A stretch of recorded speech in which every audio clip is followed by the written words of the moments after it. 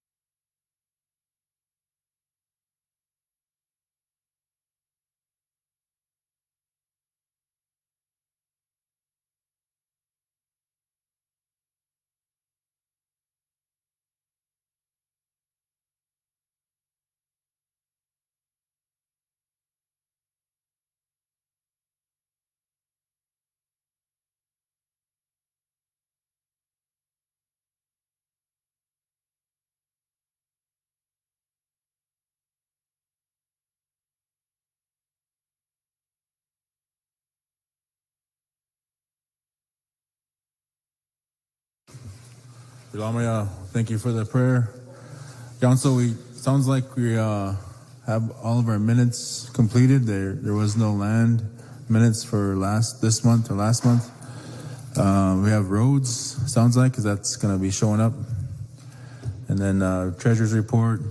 We have a enrollment to do, and I have a resolution for the cooperative agreement.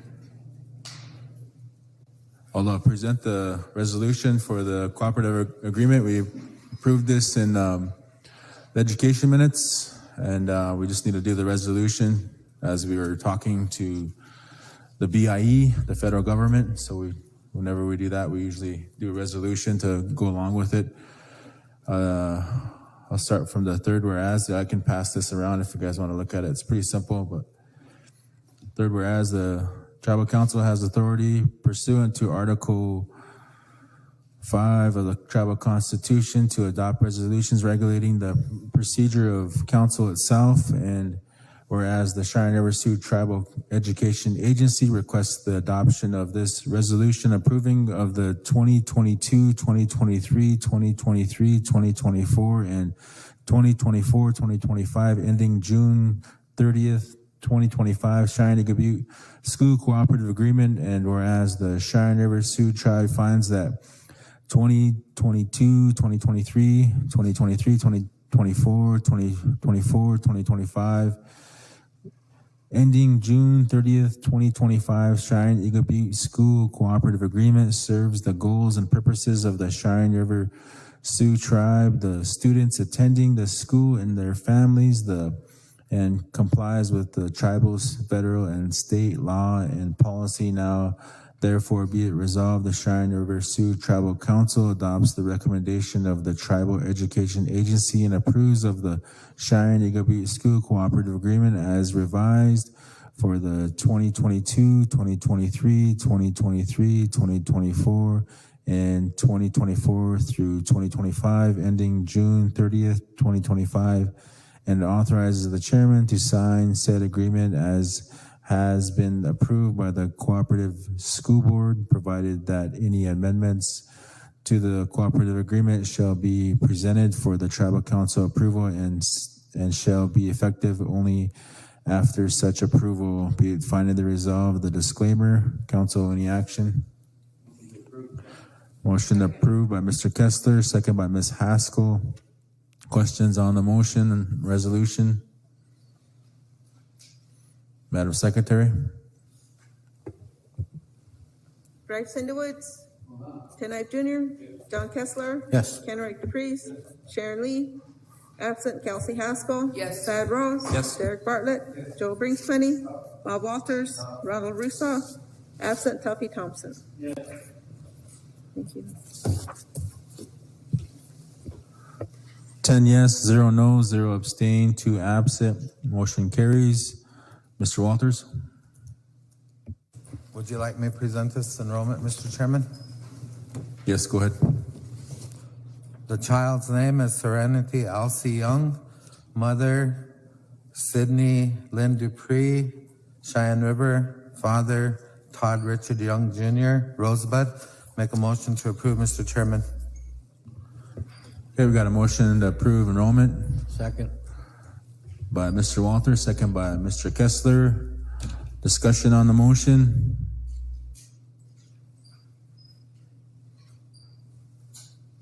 You have the birth certificate and documents. All the documents are here. Okay, Their application and the birth certificate and stuff. All signed off on by the both parents. okay. Madam Secretary? Can you repeat the name? Huh? Repeat the name? Serenity, Serenity, Elsie, Elise, Elise, maybe it says, and Young, Young. And it is 2/3, or is this majority vote? They live up here, so it should just be majority, right? Majority. Majority.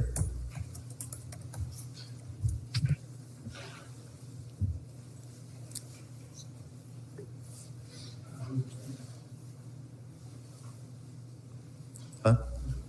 Parents, Sydney Dupree, our secretary, and the father is Todd Richard Young Jr. from Rosebud.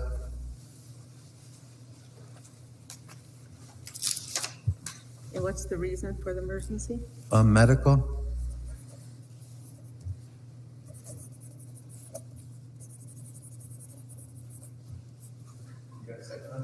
And you got all documents? Yep, all documents are here in the file. Application, certified or notarized. So Everything's here. enrollment said it's good to go? Yep. Okay, just in case they come back and say they're missing something. Yeah, everything's here. Application. Letter from the enrollment office of Rosebud. Bryce Sindowitz, Ted Knight Jr., John Kessler, Yes. Kenrick Dupreez, Sharon Lee, absent, Kelsey Haskell. Yes. Thad Rose. Yes. Derek Bartlett. Joe Brinkspeni, Oh. Bob Walters, Ronald Russo, absent, Tuffy Thompson. Thank you.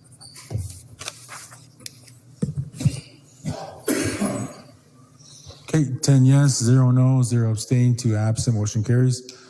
Mr. Walters, do you have any more enrollments? Thank you.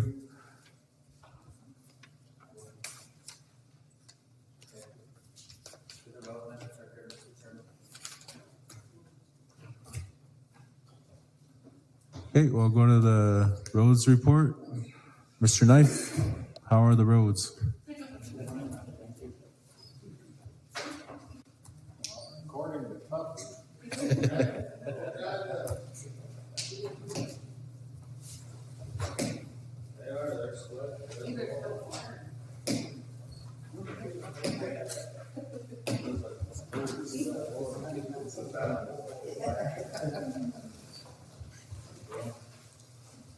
Cameron, ready? We only had one motion on here, but I'll kind of go through most of it. We had a meeting on February 28th. Present was myself, Mr. Rose, Mr. Dupreez, and Mr. Thompson. We had a discussion with our KLJ, and there was discussion on the south of Dupree Road at Zebot County and Dewey County. We're going to put in for the same kind of grant from Timberlake, Whitehorse to Timberlake and Dupree South, but the KLJ was kind of worried about if the Dewey County and the tribe puts in for that same grant. I mean, we might miss out on some of them, so I don't know how that's gonna work out. I think we should apply for all the grants that we can and see who gets them. Because all these roads need fixing, to me. But we had more discussion on that, but we'll discuss it again when we finalize it. And then we talked about the River City Transit. Their contract is up. So there was a motion by Mr. Dupree, second by Mr. Rose, to approve a 5-year contract with River City Transit to operate the tribal transit program. By resolution, Chairman, so I could read that resolution, and all the information here.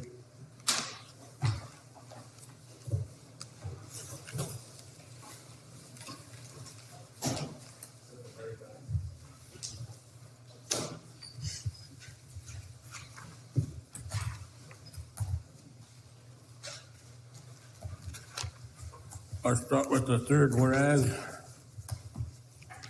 the Cheyenne River Sioux Tribe is committed to managing the contract for the Cheyenne River Transit Program, and whereas Cheyenne River Sioux Tribe Department put out a request for proposals for a 5-year transit operations contract, and whereas the River City Public Transit was the only contractor to submit a proposal for the tribal transit operations, and whereas River City Public Transit has held a contract with the Cheyenne River Sioux Tribe for 13 plus years for the tribal transit operations, and whereas River City Public Transit, along with the CRC Department of Transportation, has submitted a 5-year contract for the purpose of continuing management and operations of the tribal transit program and the Cheyenne River Sioux reservations, and whereas at the CRC Road Committee meeting on February 28, 2023, a motion was made and passed to approve a contract by resolution between the Cheyenne River Sioux Tribe Department of Transportation and River City Public Transit, and therefore be it resolved, the Cheyenne River Sioux Tribal Council hereby approves the contract with the River City Public Transit to continue managing and operating tribal transit program. That's my motion, Chairman. Okay, we have a motion approved by Mr. Knife, second by Mr. Rose. Discussion on the motion, the resolution for River Cities.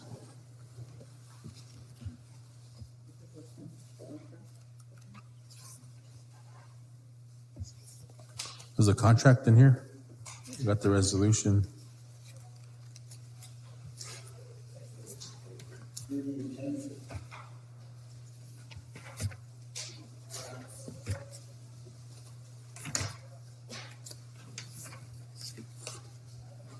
Looks like it's attached.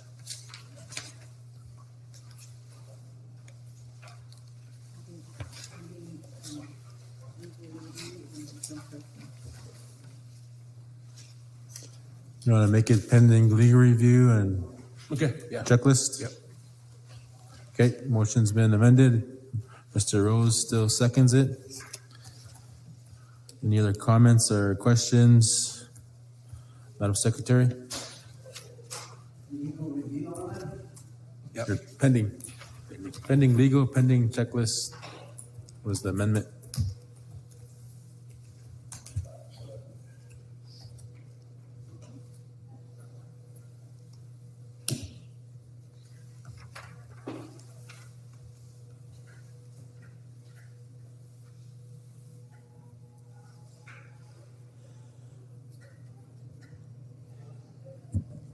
Bryce Underwoods, Tenai Jr., Yes. John Kessler, Yes. Henrik DePreez, Sharon Lee, absent, Kelsey Haskell. Yes. Yes.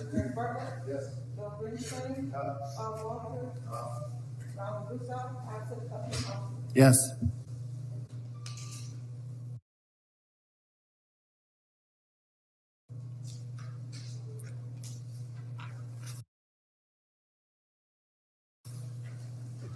Okay, 10 yes, 0 no, 0 abstain, 2 absent. on 212 and more grand fixed all four of them, but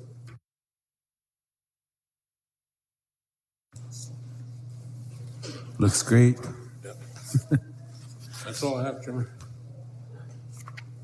Thank you, Mr. Knife. We'll go to the treasurer's report. Mr. Keckler. Thank you, Mr. Chairman.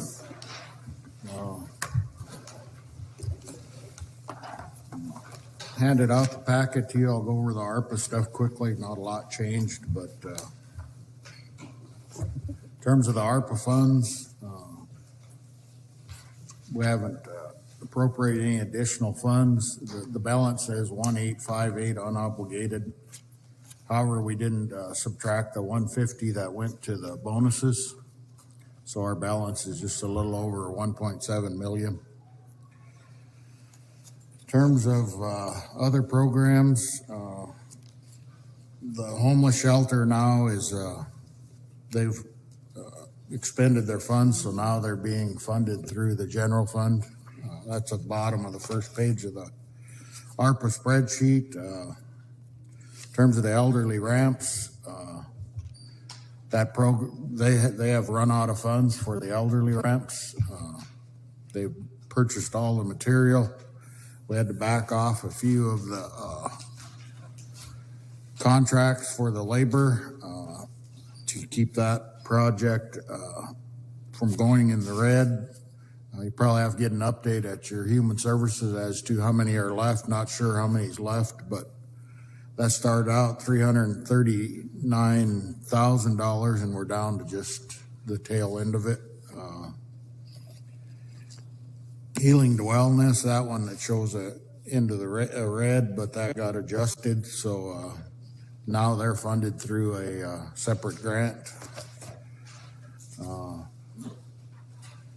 terms of the rest, the utility program that we've been going since January, today's the last day for the March signups. And we'll issue utility checks and food checks to the vendors beginning probably on Tuesday. But we're wrapping up. We're not really getting any more new applicants. We're just, what we're dealing with mainly now is the people that check no on the application. So they have to come in and renew every month. So them are the ones that we're dealing with now. We did get a few more people than we estimated, so we're probably going to need about 30, 40, 50,000 when we come up with the end number. In terms of the ARPA employee bonuses, we've got that pretty much handled. We've got a few that were missed or not put on the list originally. We're going to issue checks to those on next Friday. There ain't very many though, probably under a dozen. And every now and then we'll get a request from somebody, so we'll go pull their payroll report and validate if they're eligible or not. And then we had a couple that missed it, not being funded under the program that they're under. So we're doing that, and we'll issue a few more checks on next Friday. So that's pretty much it with ARPA. If anybody's got any questions on it. If not, I'll move into the general fund. Mr. Chairman, go ahead, Joe. So has the list for the individuals, because I know there's some that still haven't received their ARPA checks, and I don't know if they were a part of that resolution when we did that last time. Yeah. They'll be getting them next Friday. So, okay, so Yeah, that's, there's I think you approved a little bit more Yeah. to try to, for that. Yeah. Okay, We're under the amount so far, so. okay, But there'll probably be, 8, 10, 12 of them get their checks next Friday. okay. In terms of the general fund, not a lot happening with that. We As of February 28th, our revenue, we were at 37% collected, and we should have been about at 41, so we're just 4% under our collections. However, we did get a whole bunch of sales tax revenue and things within the last 10 days, so our number is probably good. I think we just receipted in $380,000 in sales tax just within this week, so we're good on that number. Working on the burial assistance right now. We haven't received any funds from the Bureau for the burial program that we have. Normally we get periodic revenue from them as we submit the burial numbers, but we haven't got that yet, but we're working on that. But we're okay. In terms of expenses, we're good on expenses. We should be at 41% spent. We're at 35, so we're holding good there in terms of our spending of funds. We did get the ARPA, the accounts that went in the red, not ARPA, TETRA, the accounts that went in the red. We did get all the checks issued to them, so now all the TETRA accounts, there's no more in the red. That's got resolved. I think we issued a check for $251,000 maybe to TETRA, so that's handled. What we're doing with the TETRA right now, because we're having different numbers of what the contract officer has versus TETRA, we're going back and doing a reconciliation of all those accounts so that we can all get on the same page. That's been going for a few weeks, and it's probably going to take a few more weeks so that we're both groups are in agreement on what we have. So that's moving forward. In terms of the master health contract, I had Dan Davis from IHS come down this past Wednesday and over the social detox. So they come down, and I had our contracting staff as well as tribal health staff and everyone get together with Dan, and we found all the social detox money. So now that's being moved out of IHS into our master contract. So that's going to help with, they were in the red quite a bit. So got that fixed. We did find out that they didn't pay us $100,000 in FY18. So he's going to do a issue the $100,000 to us. We haven't got any of the 2023 accounts yet. We're still behind on a few of the 2022s. I see we finally got Title I's addressed, so they got their money. Now they're only a year behind, but there was an issue with annual funding agreement. They used an old agreement, and it had a lot of incorrect things in the agreement.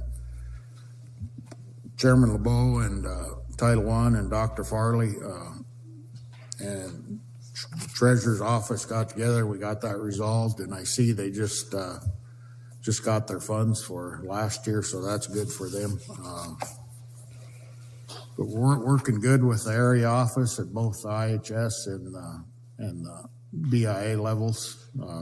No complaints with them. They're very responsive. So we're moving ahead on that.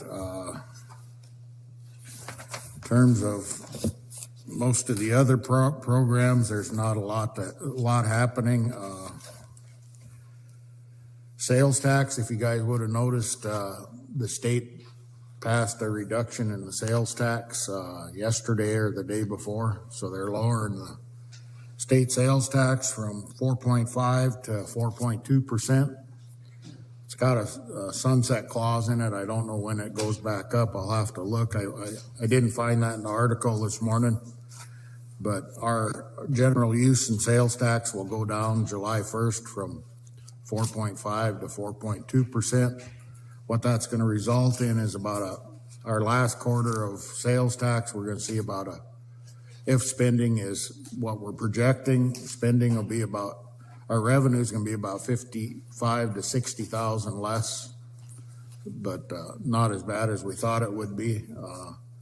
Next year, however, a full year of it, we're gonna have to, it'll result in about 225 to 250,000 less in sales tax. So as we plan for next year, we'll have to deal with that decrease.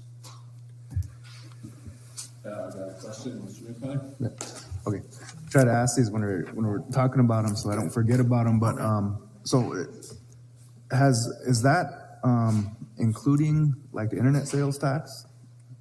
From our, I mean, if we're not, then that's No, I don't another- think it is, no. We need to probably do something Yeah, in regards to that with the state, because, so they're absorbing those, people are still paying taxes Yeah. on, over the internet with their sales, and a lot of people are buying online, because, you know, it's cheaper to just buy online rather than to, you know, drive to town, which might not have whatever they Yeah. want, but anyhow, I mean, that might be something for us, I'll have to double check that, but I don't think it does, but I'll find out.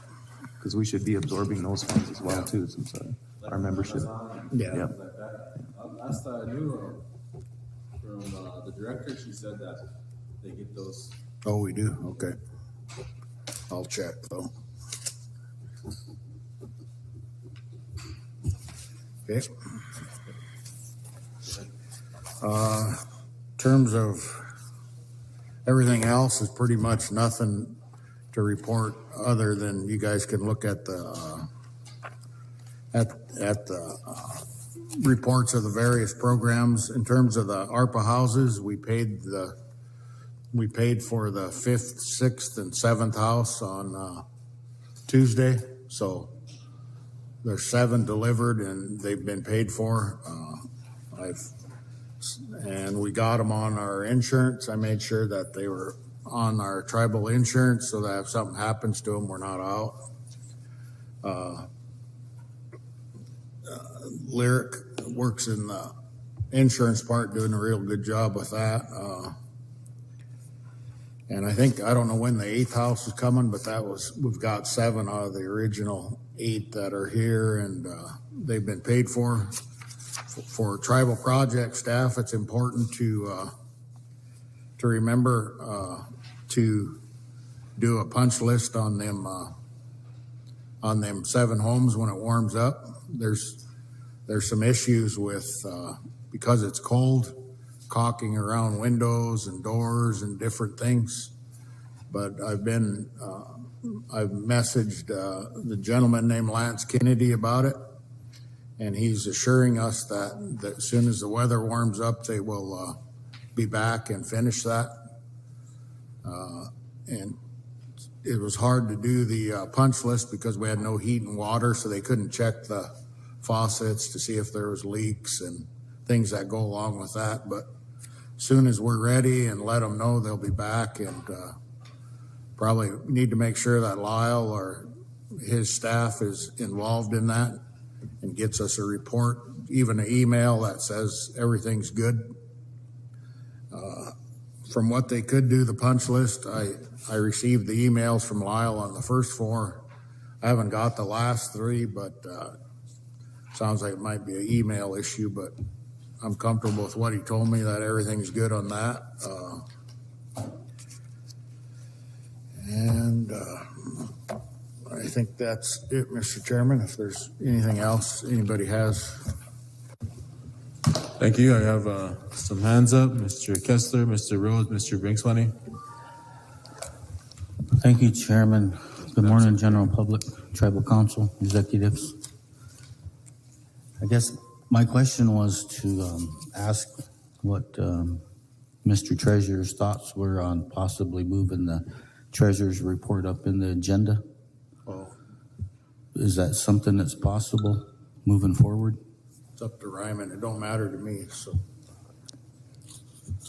Well, it's a little late now. It's on the, I think that's how the agenda and the Constitution spells it out, right?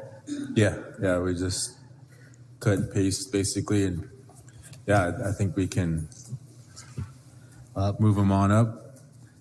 Whatever you guys want. I was just asking, and concerns is generally when you're gonna sit down at the table, it's kind of good to know where you're at before you start, and then everybody has a clear picture of what we have to work with going forward. So I just thought that might be something worth mentioning. I didn't know if it was gonna take action or just a consensus, or if it was even doable. So that was just my suggestion. Thank you. Okay, Mr. Rose, Mr. Brinks-Plenty, and Ms. Whitefeather. Thank you, Mr. Chairman. Good morning, everyone. My question, as I'm looking at the general fund expense report, and under contractual agreements, there's the airport - City of Eagle Butte. And I sat in on a meeting with the airport board last week, and it was brought to our attention that the tribe used to pay amount to the airport every year. And that was just for maintenance, and it was the tribe, IHS, and the city would all pay the same amount to the airport for maintenance and other such expenses. And they said that the tribe hadn't done that for a while, so I stated to put the proposal together so we could take it to the Budget and Finance Committee and see if there was any action on it. But I see there's a budgeted amount of $2,500. That's probably that amount? Yeah. So I can report back to that board that there's a budgeted amount, and Yep. and if they want to bring a separate proposal, bring it to the Budget and Finance. Yeah, they probably bring an invoice for whatever they need it for or whatever, and Okay. issue the check. Okay. And then one more question on the Salazar per capita payment. Did we have discussion on putting a cutoff date on that and using the funds for another area? Or did we have did we take action on that already? Yeah, it passed. I haven't done the advertisement, but I will. Okay, I was just wondering, and then I think we had, I just looked at the account this week, and we did issue 3 checks this year, so Yeah, we're not doing many. I think there was 3 that were done within the last 3 months, but the year before, we might not even issued any, so. yeah, so once we make notification and are able to close out the applications, are there any stipulations on the use of the remaining balance? And I don't believe there is, but I can ask for a legal review on it. Yeah, just looking forward to Okay. it. Thank you. Mr. Brinks-Plenty, then Ms. Whitefeather, Mr. In the Woods. Okay, thank you, Mr. Chairman. Good report, Mr. Treasurer. Thank you. There's, okay, so I know detox, there was 150,000 slated, should be, right? Yep. Correct? Yep. But I think there were several years there that they had just paid 50,000. And but also too, I mean, just for council itself, is that this is something that we're gonna have to work on for maybe with health, about getting those getting that funding up for them to properly be able to help in the treatment with some of the people that are going through there. There's not enough individuals this amount of money can hire. It doesn't cover the uniforms. It doesn't cover their fringe benefits. I mean, it's a supplement, but it's under the tribal health, so it needs to be fully funded. But thank you, Mr. Chairman. That's just something that I wanted to mention real quick when that report came through. Mr. Chairman, pertaining to social detox, I did meet, just happened to cross paths with prosecutor this morning. She's up getting paychecks, and last month we passed the motion in council to fund the PBTs and things out of the IHS or tribal health budget. And she did make it a point to tell me that money hasn't been moved yet. So maybe the tribal health committee can make sure that happens, because she also informed me they lost a case because of not having the PBTs or whatever.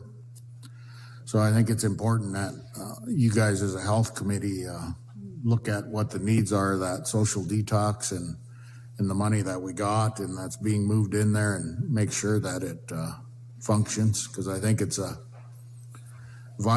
plays a vital role in our dealing with alcohol and substance abuse and things like that. So thank you. Madam Secretary? Thank you, Chairman. Just a question on the audits. Okay. And I know we have some done, and I would like to request that we all get a copy of it and get council action on those that are done. Okay. So that way, when the people ask for it, we can give it to them. Okay. In response, I have the 2019, but normally before you pass them out, the auditor presents it with the CPA, and they've been ready for a few months. So if the chairman wants to get them on the agenda during my report or something, let me know, and I'll have them people here and ready to answer your guys' questions and then hand out the audits. 2019's been sitting there about a month or so, and it's ready to be presented. The 2020, it's gonna be done the end of the month. I think the goal was the 26th or something like that. And I see a lot of communication between the CPA and our staff that work on the audits and the auditors. So I'm guessing here, Mr. Chairman, if you wanted to put us on the agenda during the report in April, I'll have the auditor they'll probably be on Zoom, but the CPA can be over here and go through it. It was a very good audit. Unofficially, I think we only had 3 findings. So that's really good news. Yeah. So, and then as they move forward, what they do is, when they do these audits is they kind of do an in-depth, review of certain programs. Like they might pick Head Start, transportation groups that had, some audit issues in the past. And then each year they'll pick out a new one, like some of the bigger contracts, and they'll review everything. And so I think they're going to move on to some newer big ones in this 2020. So odds are that we may see some findings, but there's no question costs or disallowable costs. So that's really a good thing. So, and the crew works when you guys get complaints about dispersing, sending vouchers back and things like that. There's a reason that they do that. They do that because they don't have the documentation that needs to go with that voucher. And what can happen then is if them vouchers are submitted with incomplete information as they're doing the audit and pull them, they could flag them vouchers. So there's a reason that they require that stuff when they submit it. So just keep that in mind when you're fielding complaints from programs or things like that. It's important that they work together, and I think the programs and dispersing are doing a way better job of it. And so I'm glad the direction that it's going is positive. So.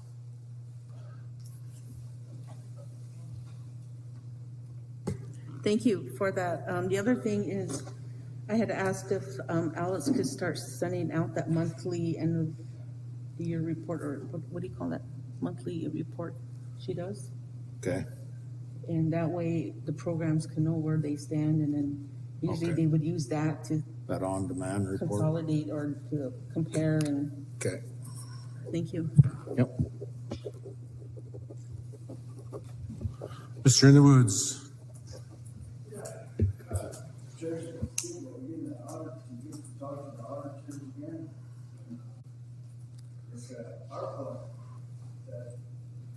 Tax comparison, we're gonna kind of take that up in the tax committee.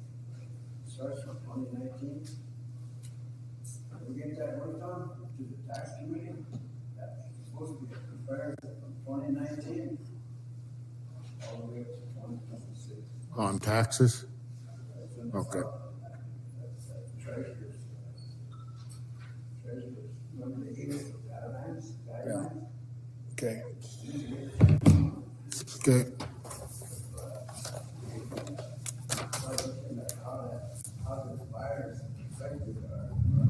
Oh, that lost revenue issue? Okay. 2019, we want to look at how it affected our tax. We actually had a good got about 200,000. That's about $1 million for 5 years. Sound like they're gonna cut 50,000 out of it. But we're hoping to get that software, if the, and then, the CPA. Turn your mic on. Yeah, that tax comparison, we need to get on it now and, maybe get, Lynette and the CPA to, look at that software that revenue needs to do that, the collection.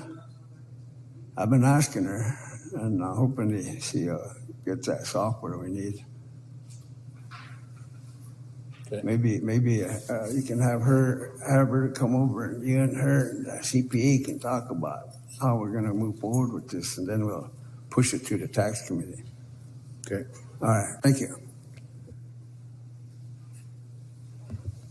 Okay, any other comments?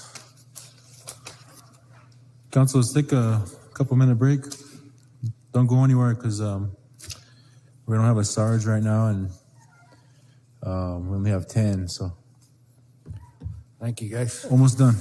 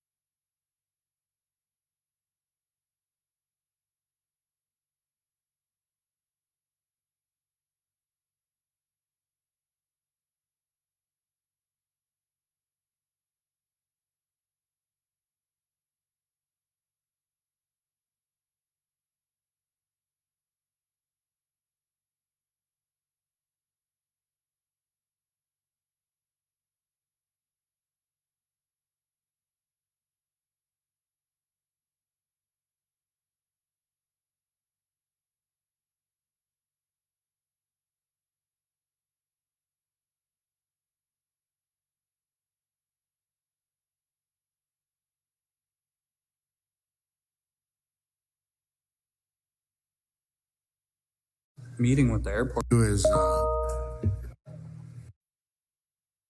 On it now and, maybe get, Lynette and the CPA to, look at that software that revenue needs to do that, We don't have a Sarge right now and we only have 10, so thank you, guys. almost done.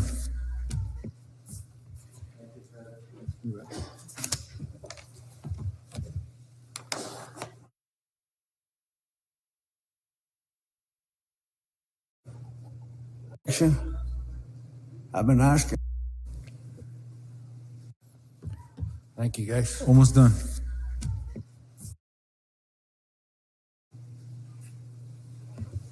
Okay, any other comments? Council, let's take a couple-minute break. Don't go.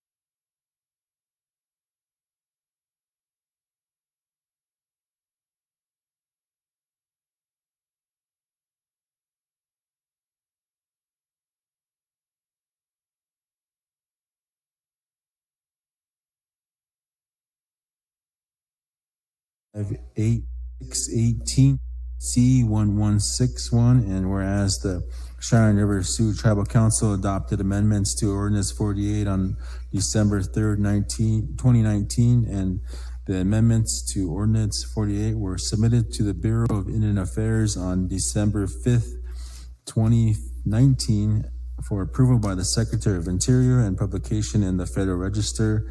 And whereas the Interior Department, acting by and through the Great Plains Regional Office of Bureau of Indian Affairs, completed its technical and legal review of the amendments to Ordinance number 48 and sent written comments to the Cheyenne River Sioux Tribe on December 13th, 2021. And whereas the Bureau of Indian Affairs concluded that the tribe's amendments to Ordinance 48 do not conflict with the state or federal law, but certain provisions could benefit from clarification, and Bureau recommended specific technical corrections and clarifications in its written comments. And whereas the Tribal Council enacted Resolution 7/2022 CR on January 7th, 2022 to adopt the technical corrections and clarifications recommended by the Bureau of Indian Affairs, and the amended ordinance was submitted to the Bureau of Indian Affairs on January 11th, 2022 and March 4th, 2022. And whereas the Bureau of Indian Affairs, acting by and through the Great Plains Regional Office of Bureau of Indian Affairs, reviewed the amendments of Ordinance 48 adopted by Resolution number 7/2022 CR and by letter dated April 15, 2022, recommended additional non-critical changes. And whereas December 19, 2022, the Tribal Council reviewed and considered a proposed amended version of Ordinance 48 attached hereto, which includes the additional non-critical changes recommended by Bureau of Indian Affairs, and by motion and vote, the Tribal Council directed the proposed amended version to be published in one or more newspapers of the general circulation of the Cheyenne River Indian Reservation for 30 days for public comment. And whereas the proposed amended version of Ordinance 48 was published by the Secretary of the Tribe in one or more newspapers of general circulation on the Cheyenne River Indian Reservation for 30 days, and no public comment was received. Now therefore be resolved, the Cheyenne River Sioux Tribal Council hereby approves and adopts the attached amended version of Ordinance 48, Alcohol Beverage Control Law of the Cheyenne River Sioux Tribe of the South Dakota, as amended, which includes the technical corrections and clarifications recommended by the Bureau of Indian Affairs on December 13th, 2021 and April 15th, 2022.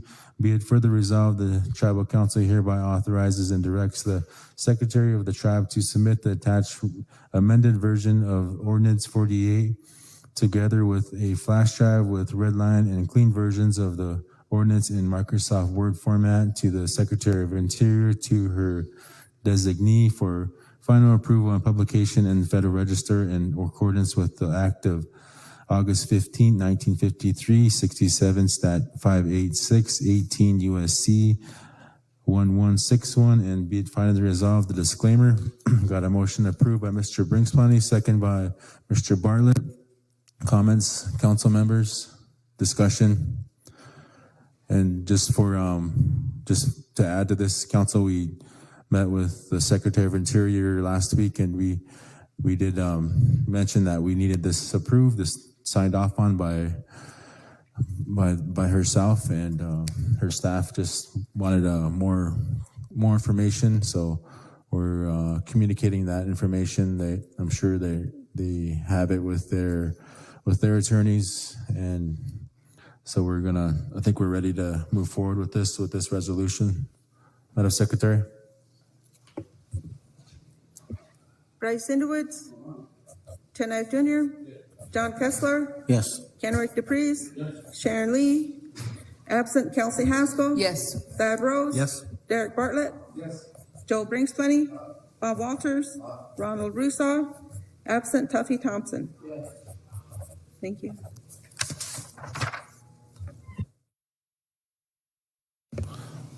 Ten yes, 0 no, 0 abstain, 2 absent, motion carries. Thank you, council, thank you.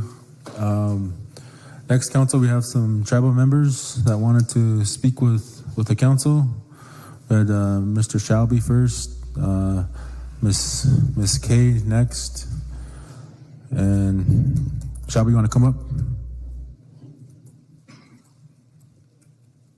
And then we'll be finished with all the minutes, with all the resolutions that we had. We had Steve Gunn available to come on at 11:30, but perhaps we don't need to hear from him if we approve the ordinance 48.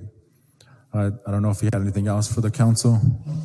I reached out to Tracy yesterday, and she said that she would be available on Thursday afternoon, but we didn't have council Thursday afternoon, and I asked her if she could be on today, and she said she's not available. And then I sent a message to Mark. He's not available. I did ask Mr. Gunn to review the Big Fire contract, and I haven't received that back from him yet. But so maybe he'll get on after Shelby is done. But go ahead, Shelby. Thank you, Council. I came here today because Russo's towing. Sorry. They towed my truck and they totaled it. They tipped it over. And I want them to pay me for it. I want my truck back. But nothing to do about it now. It's total. Oh, I thought it was sorry about that. But yeah, they totaled my truck, and I want to know if anybody, you guys can help me out, do anything about it.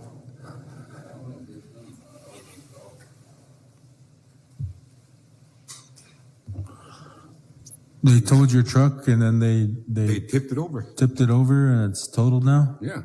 He wants me to tip it back over and I can take it for free, but the engine's water, liquid in engine. I'm not stupid. I know how to run a vehicle. I mean, this is the third vehicle he did that to me now. And you're referring to the councilman? That's his private business? Yep. Okay. That's why I want him here, but he's not. So I want something done. Like I said, that pisses me off. Excuse me. Sorry. I started working. Thought I could have a ride. I'm getting a new house. I need my truck.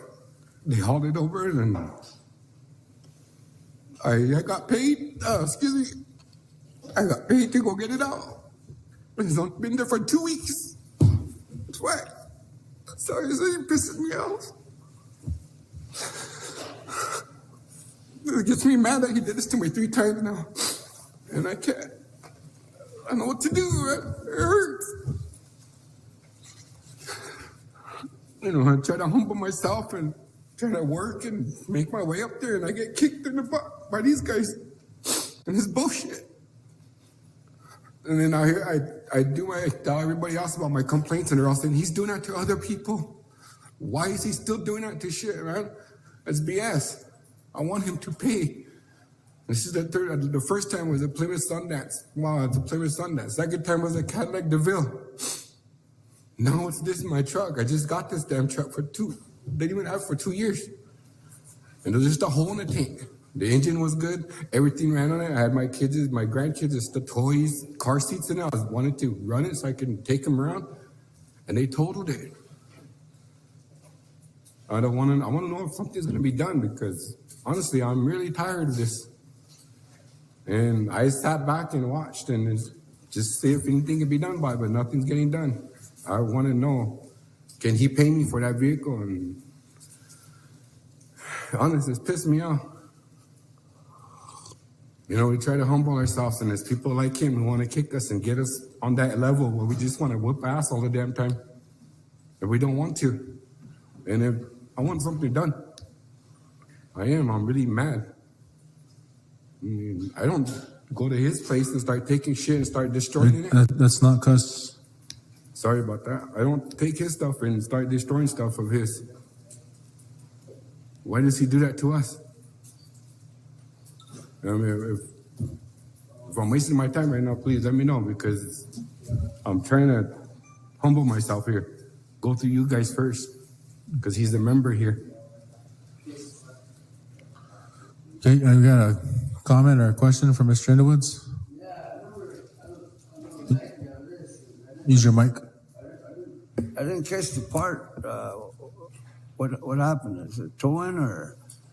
Well, what happened was I was living at Evergreen, my truck broke down back. Sorry about that. Well, I was living in Evergreen. My truck broke down back in the fall time. And I was going out to the dumps, and I know there's just a hole in the tank because I had a half tank, and I got back to Evergreen, and it was empty.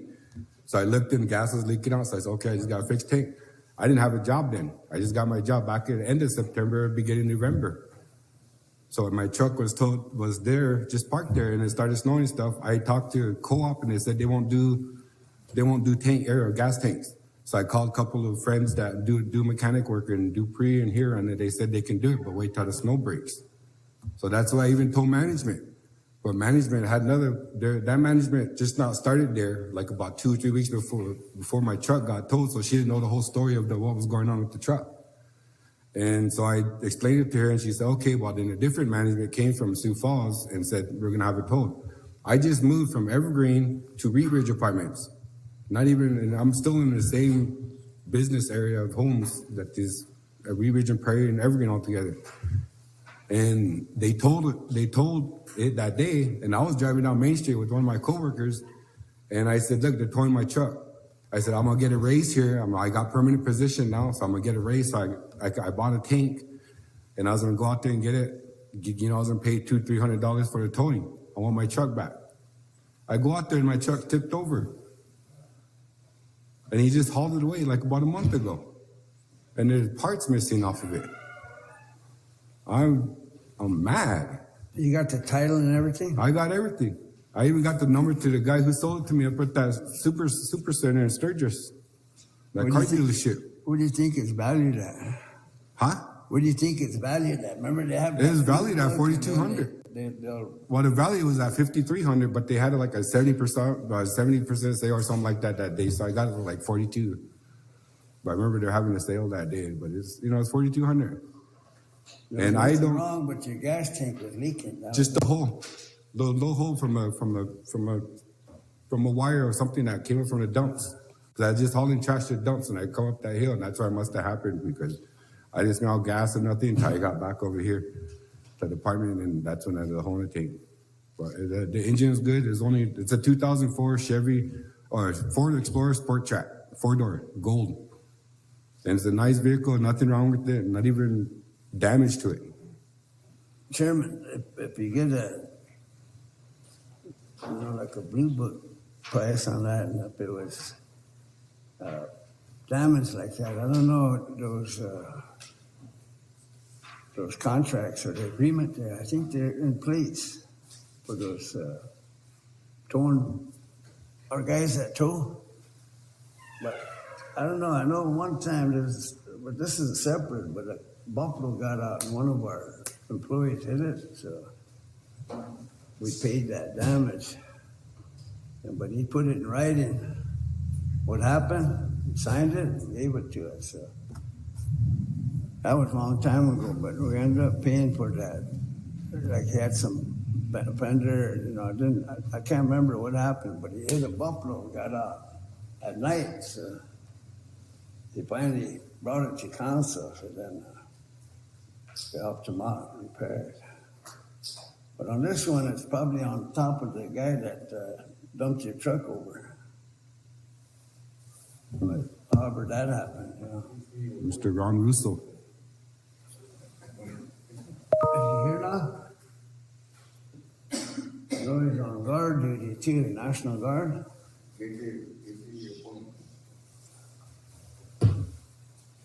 I don't know, Chairman. Honest, nothing can be done. I think you need to look into that or see what the deal is. What do you do? Refer that to administration to look at? See what the deal is, or I don't know. I don't know how they do that. If it's you take them to court, or civil court. Right.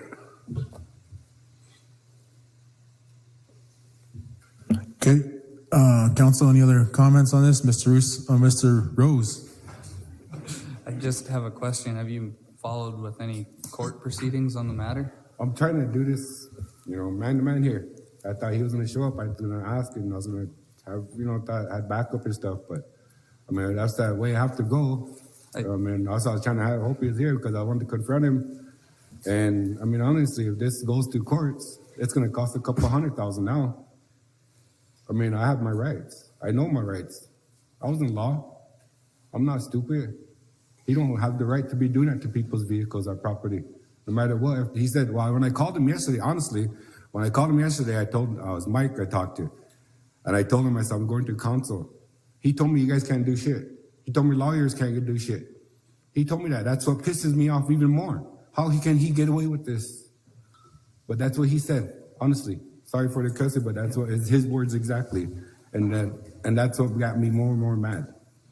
That how can he get away with this? That's why I'm determined to come up here, and I'm sorry I've seen him mad and cussing stuff, but it really is pissing me off.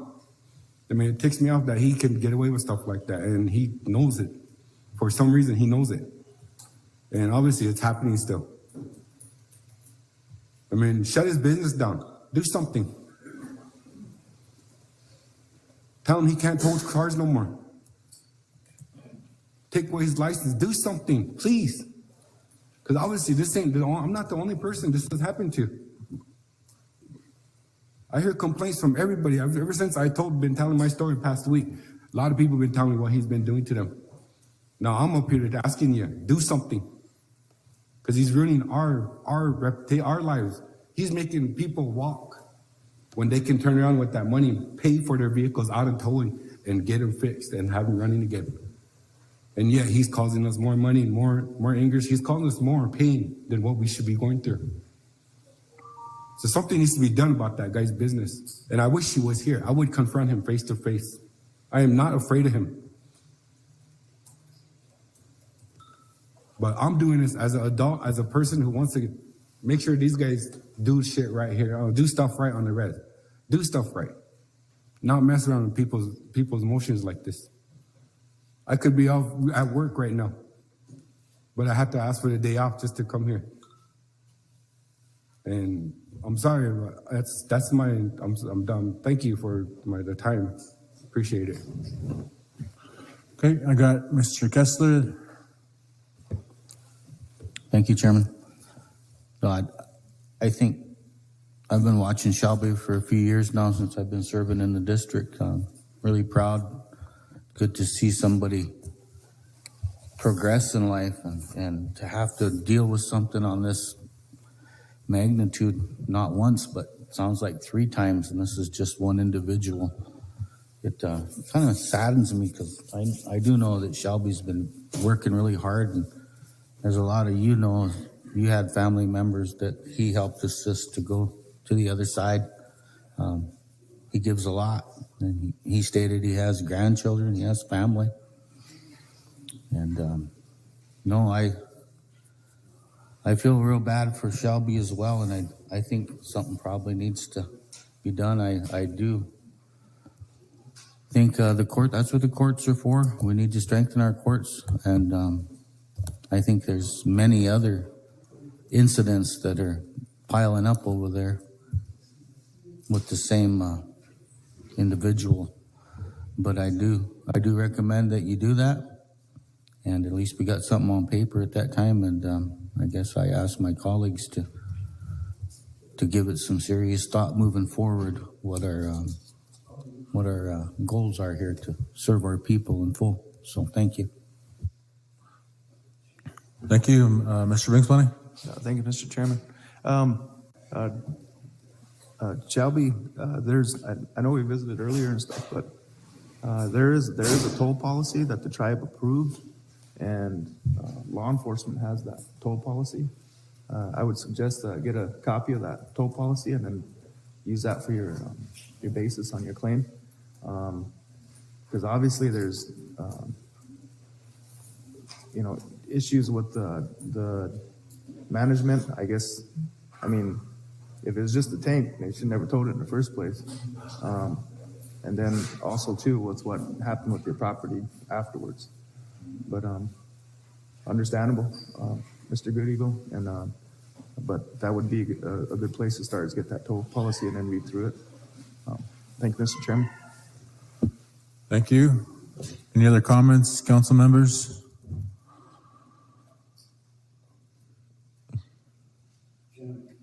Go ahead.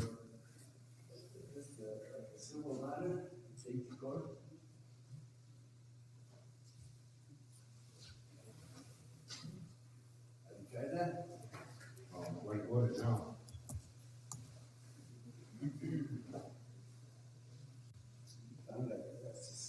civil matter, huh?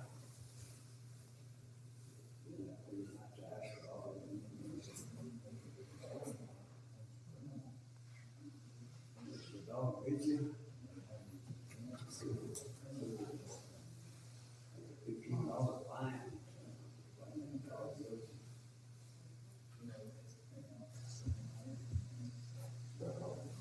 May I ask another question? Is there any kind of recommendation can be done about that business being doing stuff like that to people around here?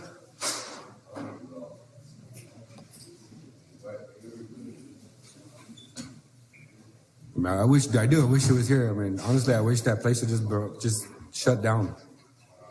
Not him, not even doing anything with cars no more on the res.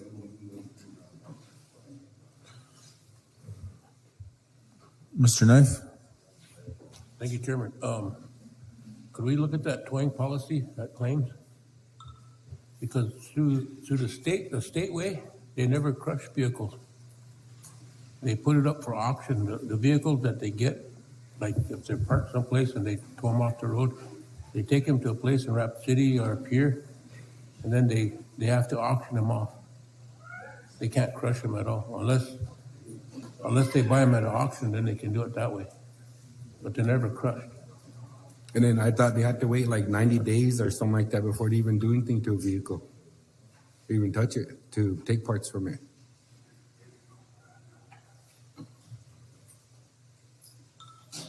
And it looks like they just took my vehicle from the flatbed and just threw it right off the flatbed. They didn't drag it off and put it on, keep it on its four wheels. They just rolled it right off the flatbed, and it's on the side.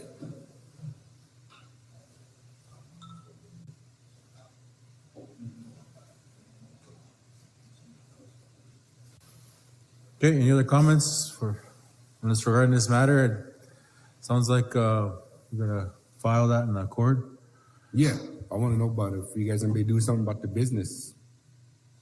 I mean, can you guys honestly give him a warning? Shut him down for 30 days or 60 days. Tell him that he can't be doing that to vehicles, because I just had enough, and I'm trying to go to you guys to solve this problem that he's ruining. And all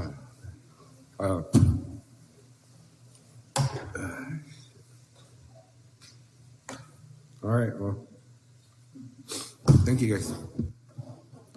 Thank you. Next we have Ms. Clown.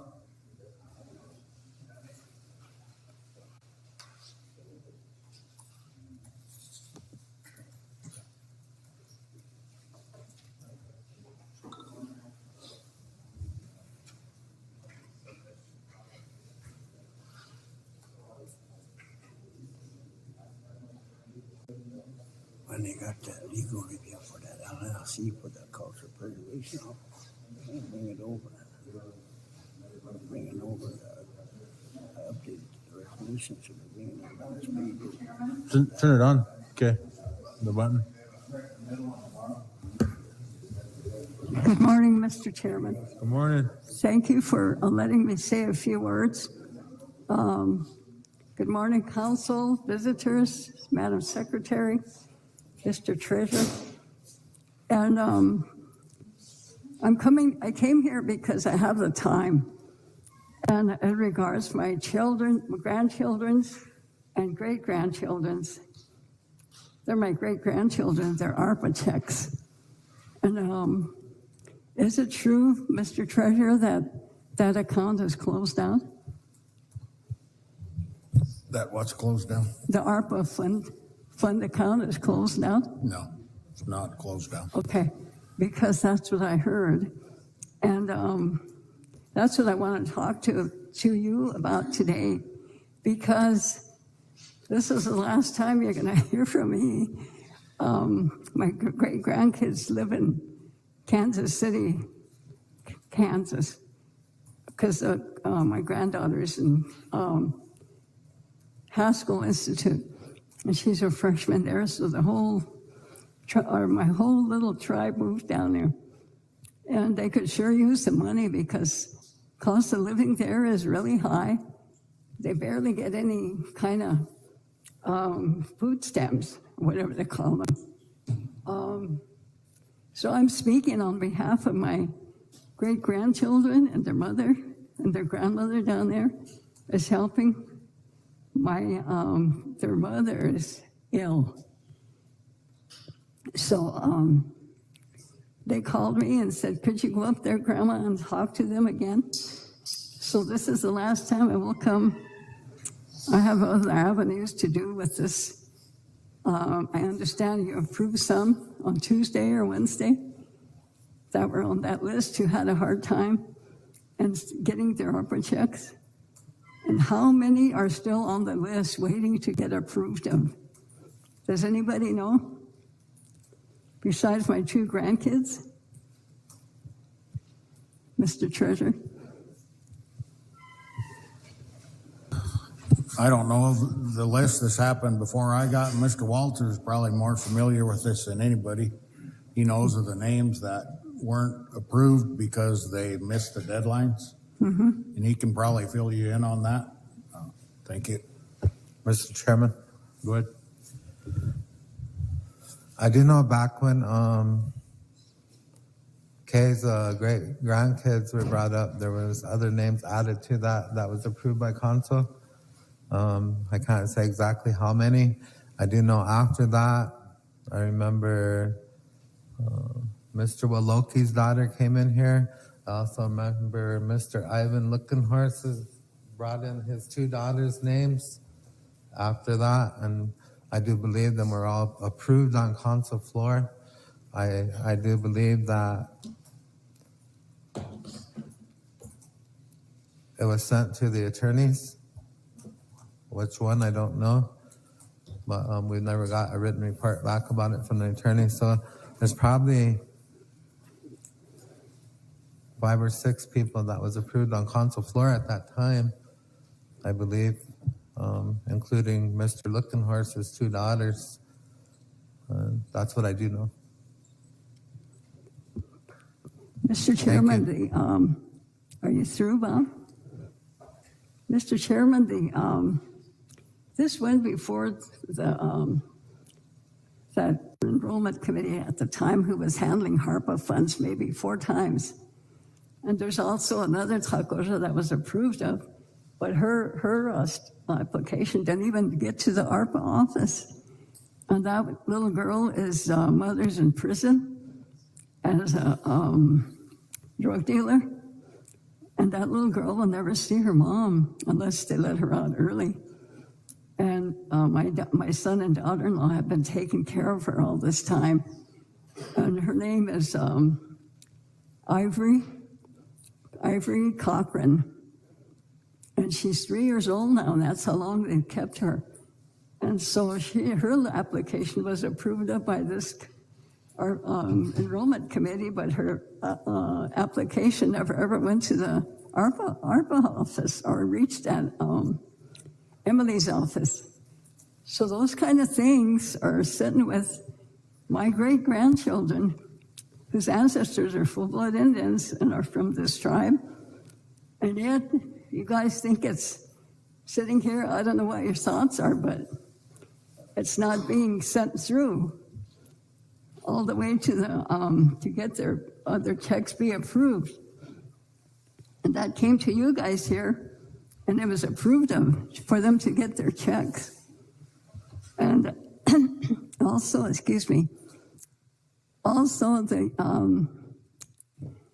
I sent a letter to the ARPA lady that the head of the fund treasury department. I haven't heard back from them yet. They did say they received my letter, and if push comes to shove, I'll go take this into court. And I know the laws, but I'll fight for it all the way up to the Supreme Court if necessary. I'm getting funding ready for it to go into this court, and I'm not rich by any means, but I'll use any money I can get to help them file something in court now. The other grandma, their great-grandma from the north, she's pretty upset too, and she has told her grandchildren she'll come down here and speak for them if she can. So this is serious, and I want to know, I don't know who's in charge of the lawyer. You can't even tell me, Mr. Chairman, which lawyer has their request for ARPA funds. Do you know, Madam Secretary? Okay, so who knows which lawyer has their applications? The Tracy Zephyr has them. That's who it was assigned to by the former treasurer. Why? I wonder why she isn't doing anything to bring it before this court. And they're paid to listen and be available for your court, the tribal council to when they're in session.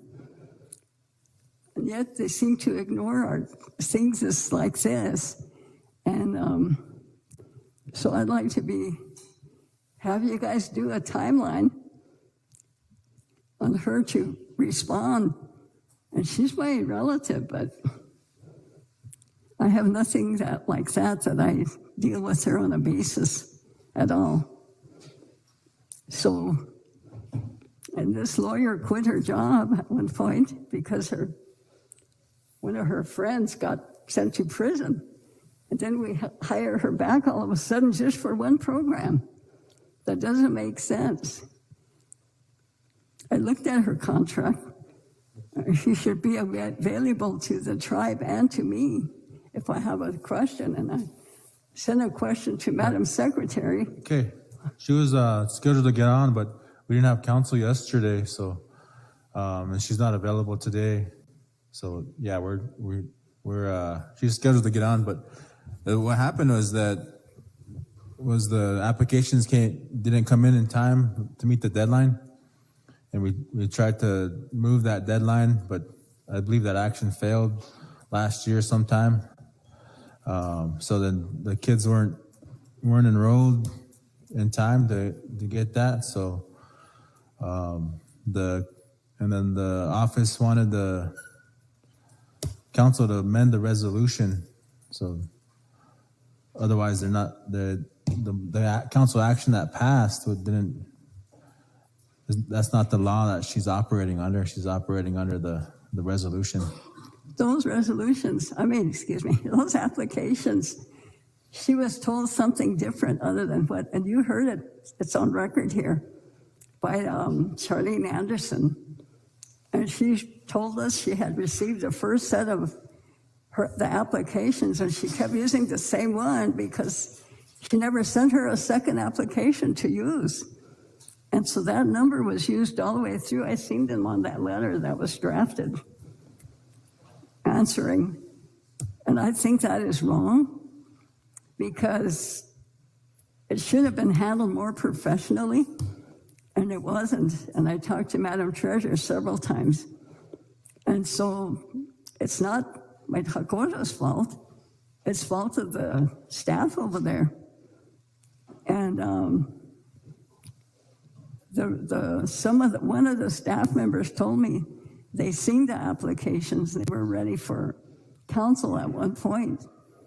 So we hear those things, and we're not lying. We're ready to take a lie detector test and to ask the other side to do that, because those are things that were told to my granddaughter. And at one point, they told her Mary Miller said it was good. The deadline was opened up until October 31st of that year. So those are some of the things that you've all heard said here. And a letter, I guess a phone letter was sent, and you guys heard that read too. And a lot of the actions she was trying to do to rectify the fact that she was a day late, and she was told it wasn't going to be there. One of the ladies, my other Tlacuache, was told that too, that they were a day late. So it would seem to me, if they are, and that's the date that they were told, the burden of proof is upon Charlene and her staff. So I think it's immature to be shutting my great-grandkids out from getting ARPA funds. And you guys have a weak defense on that, to me. So when the ARPA checks and stuff they were advertised, there was hundreds of people came, they were applying and everything. And you heard me say this before. Charlene Anderson told me that they weren't done singly. They were put in bunches, and that's how this council passed those applications. So what's the difference with that? If you didn't do that, do everyone individually? I'd like to see that recording and get the verbatim on how many people took that, Madam Secretary, and how many of them were read here on the floor individually regarding those funds. So I'm asking today for the copy of that, and I'll be calling your office, or if you could notify them, because I don't have a car and it's hard for me to get around. But that's where this is, and if you want to discuss it further later, I'll be happy to get on the phone with you. There are many holes in this denial of my grandchildren, great-grandchildren, and their grandma. One of the grandmas two of them are from this reservation. So I'm not the only family involved here, but I can get the others to come and speak with me if they would. So, Mr. Chairman, I'd like to have Tracy Fisher send your office the reason why she hasn't done anything yet about their applications, and to really investigate what happened to my Takoja, those three. So anyway, with that, if there's no questions, I'd like to say thank you. It's bad weather, and you should be going home, those that live outside.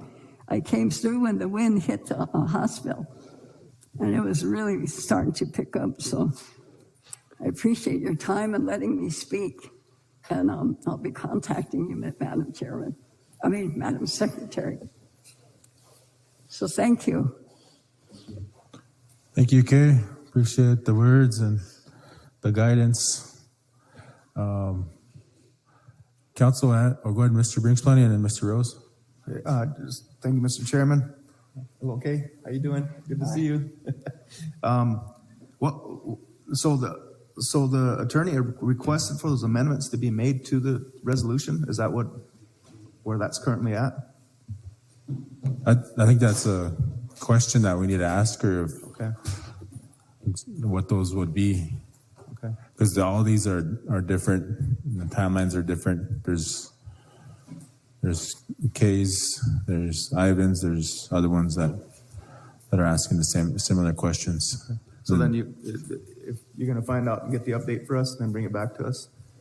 Yeah, that's what I think Tracy is aware of it, and she probably has some good feedback available for us, but it's not available today. Okay, because I know that we support Ms. Clown, especially she's looking after her Takoja, so we'll support you on that.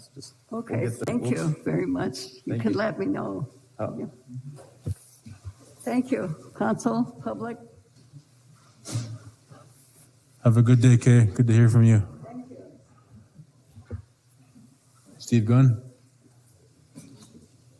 Council has Steve Gunn on Zoom for his legal report. Then that's all we had as far as these items. I believe contacted Mark, but he didn't respond. Tracy's not available. And We got Ivan here too. what, Steve?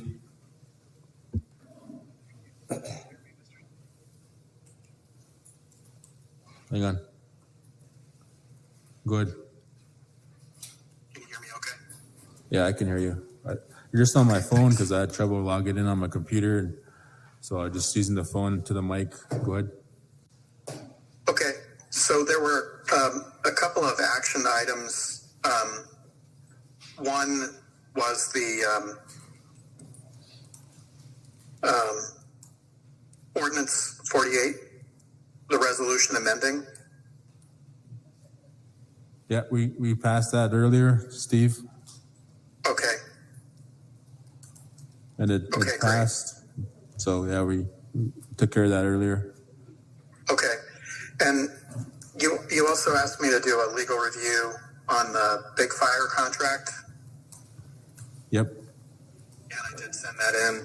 Did you need any discussion on that? Sure, if you want to go over that real briefly. Okay. So, it's an attorney contract. It looks like it's the standard language that we use. The treasurer had some concerns with some of the provisions regarding to compensation and authorization of services. So I did recommend some amendments to address those concerns. And if the firm agrees and the tribe agrees, then I think you're ready to go on that one. Okay. Anything else, Steve? We're still in litigation concerning the tribal building lawsuit, and that's underway. We've retained experts and shared expert reports, and we expect to take those depositions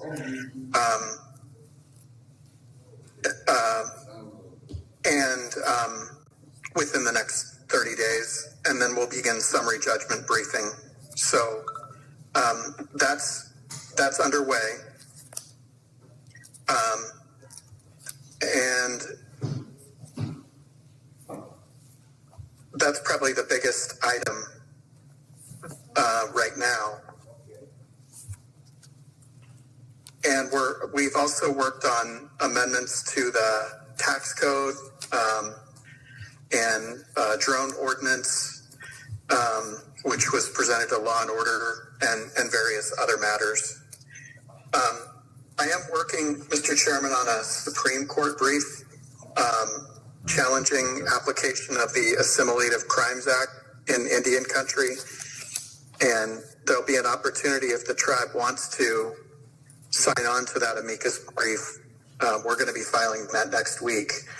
And it would be good to have support from Indian country saying that, the federal government should not be able to assimilate state law and make that applicable to crimes that occur within Indian country.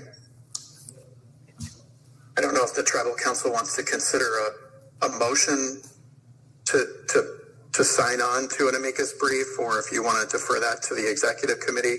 We'd probably have to make that decision by Monday of next week. I'll make that motion, Chairman. What motion? Sign on as amicus brief. What is the state doing? Use your mic. Steve. Yes. Steve, you got that, we got council now, and it looks like we might not have council again, so. Yeah, if you want to make a motion, let me get you the name of the case. I get that. I'll make the motion. Can you forward that to council or forward it to our office so that we can get copies of it?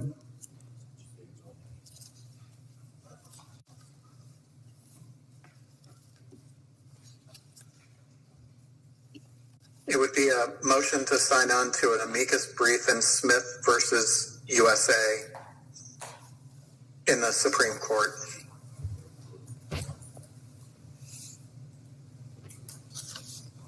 That'd be my motion. Okay, we got a motion by Mr. Underwoods. Is there a second? Mr. Chairman, could we clarify the case itself? So, Okay, I need a second though. Second by Mr. Walters. Mr. Brinks Money? could we clarify the case? Mr. Gunn, could you clarify the case for council? Yes. Yes. It's a case in which the Ninth Circuit Court of Appeals, in a case coming out of Oregon, held that tribal members on reservations can be prosecuted under the Assimilative Crimes Act. And the Assimilative Crimes Act is a statute that applies to military bases, and other federal enclaves like VA hospitals, military bases, post offices. And the rationale for having an Assimilative Crimes Act is that the federal government doesn't have a complete criminal code for all offenses, soup to nuts. Federal law mostly deals with major felony crimes.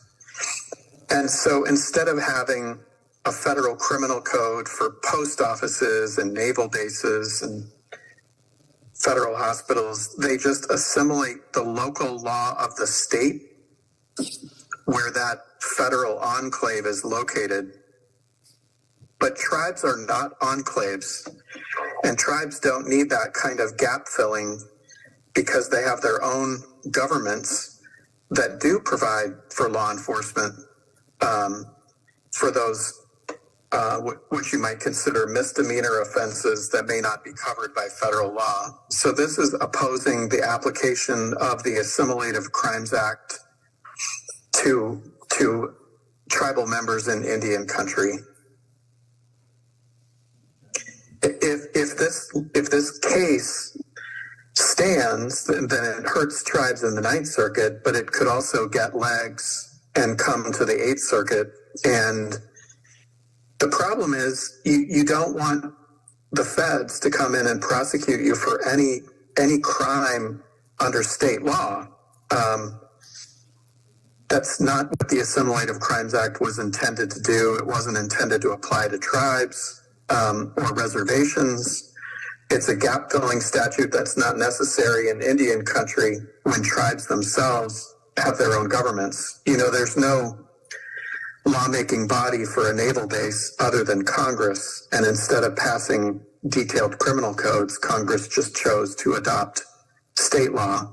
But that really doesn't work, and it doesn't make sense in Indian country. Mr. Chairman. Go ahead. Thank you, Mr. Gunn. I think this is a good motion. I think that we need to empower our courts, our jurisdiction, sovereignty, our ability as a tribal nation. I think this motion is spot on to preserve those rights for us. Thank you, sir. Okay, any other comments? Madam Secretary? Bryce Underwoods. Ted Knight Jr., John Kessler, Yes. Kenrick DePreez, Sharon Lee, absent Kelsey Haskell. Yes. Thad Rose. Yes. Derek Bartlett. Joe Bringsbunny. Bob Walters. Ronald Russo, absent Tuffy Thompson. Yes. Thank you.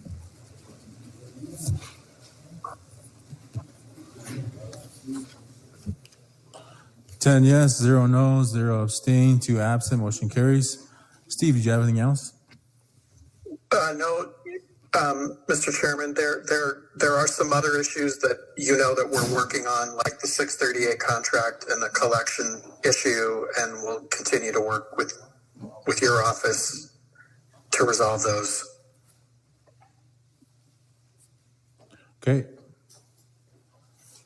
Any other comments, council, for Steve? Council, we probably should have approved that big fire contract since Steve did the review and proposed the resolution on it. I think he included your. We want to take some action on that, council? Not really. Are we hiring the whole firm or what?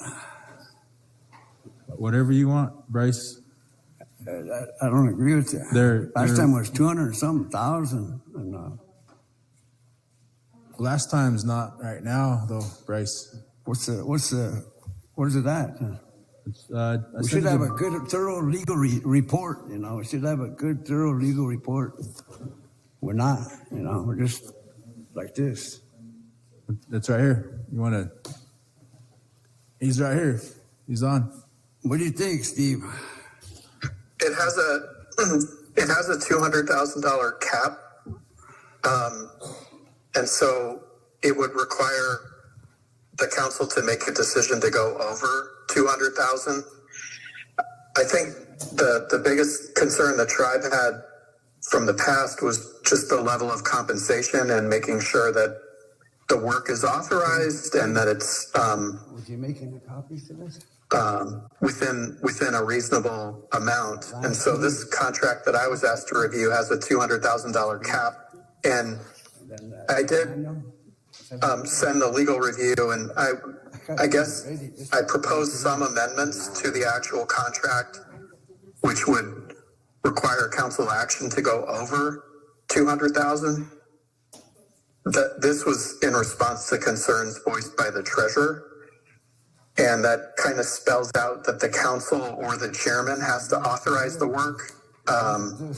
They already actually had that in their contract, so it clarifies that. You know, they're a full service law firm, and so their hourly rates are a little bit higher than some of your other attorneys, myself included. But what you do get when you pay more is that you get a full service firm that can help you with whatever issues you have. You can decide because they are a little bit more expensive on an hourly basis, you can decide what work you want them to do and what work you want your other attorneys to do. But in my experience, their rates, given the size of the firm and their expertise, their rates are reasonable. You just have to decide how you want to marshal all of your legal resources and who you want working on what projects to try to keep some of your costs down. If it's not work that really requires a big law firm, then you may not want to use the big law firm. You may want to use your solo practitioners or your independent attorneys. So I did make some recommended changes to the contract. That was in response to an email from the treasurer listing about 5 or 6 concerns.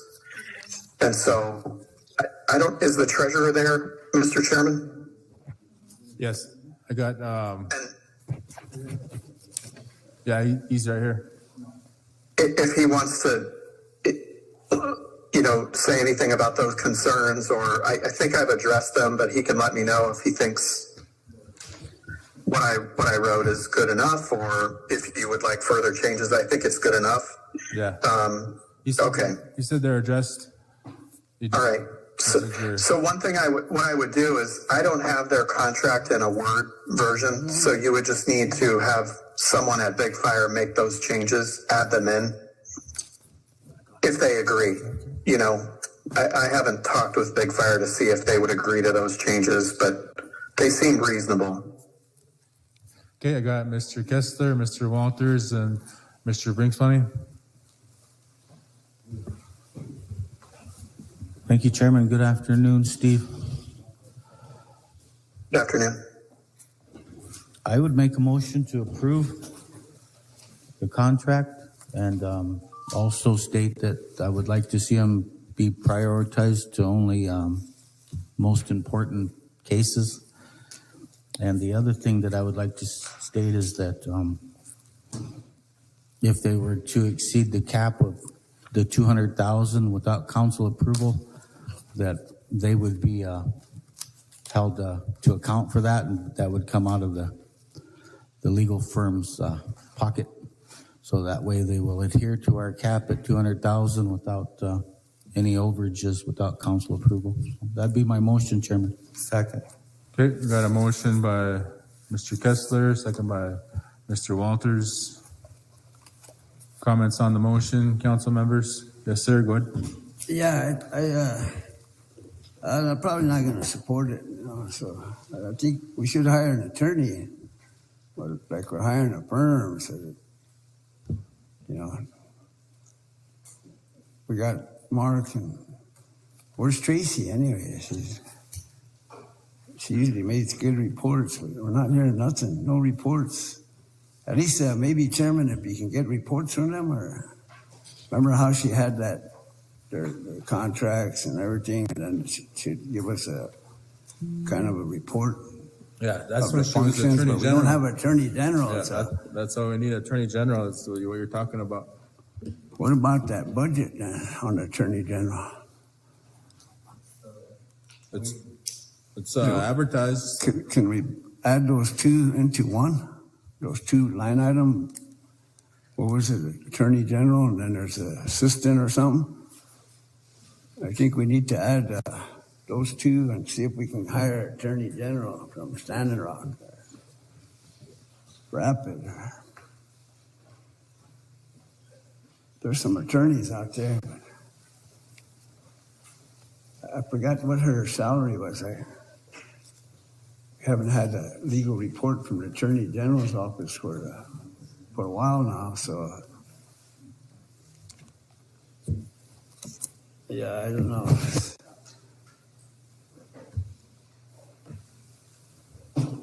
Then she's going to be on the DAPO case or what? Or whatever you put it on her.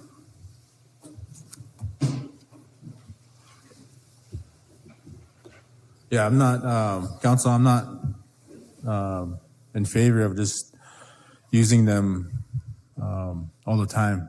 I haven't asked them to do anything as a firm or as individuals, and I've talked to them one time just to get a briefing on where they're at with their legal reports, update on their reports, and I haven't asked them to do any lawsuits or any 638 contract work that could be done by other attorneys that we've been using. So I don't, basically don't use them. If I need help with something, I usually ask Mark. I know Mark's kind of winging it to the committees, and we finally got that LLC review, so we'd like to present that sometime. And then we got these 3 resolutions, 2 are funding. Well, I guess they're all funding, but we got 3 resolutions and that LLC. And we waited for a long time for legal review.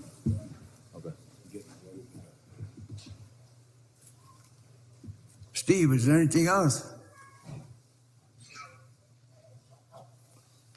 Hang on, I got, any more comments? Got a motion on the floor by resolution. Motions by resolution, second still there. Mr. Walters? Okay, Madam Secretary? Oh, good. John?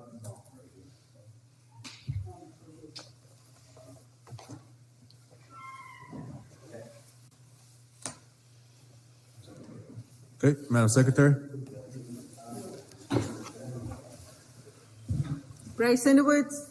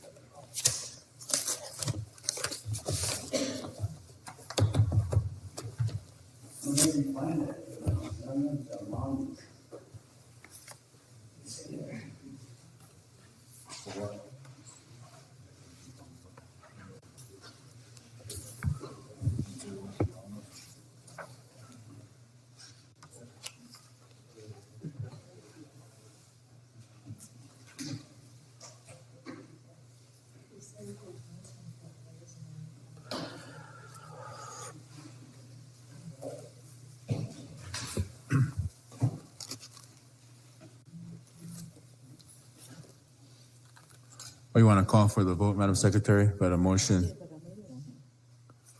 Bryce, we're waiting on you.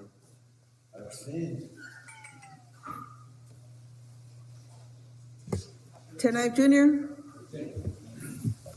John Kessler. Yes. Kenrick Dupreez. Sharon Lee, absent. Kelsey Haskell. Yes. Thad Rose. Yes. Derek Bartlett. Joe Bringspenny. Bob Walters. Ronald Russo, absent. Tuffy Thompson. Yes. Thank you.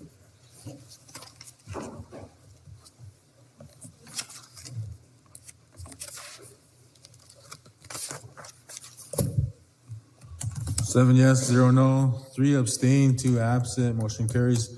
Thank you for getting on with us, Steve. Okay, thank you, Mr. Chairman. Have a good rest of the day. You too. Council, that's all I had for the reports for the legal department. Mr. Bartlett, go ahead. Chairman, I have a Wisdom Keepers Board of Directors. We had a regular meeting on February 27th.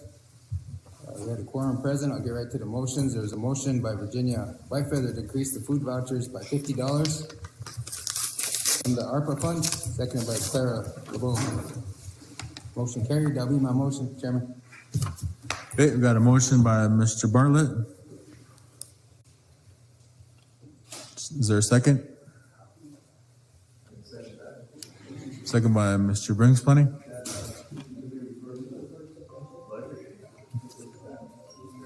Okay, Chairman, amend it to refer to budget.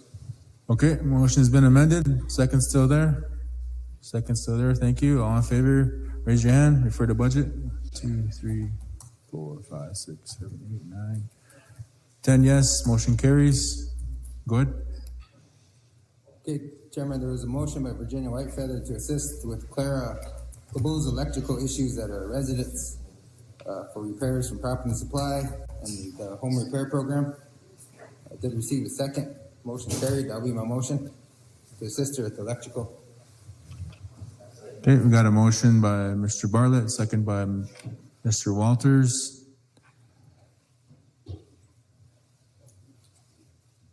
Madam Secretary?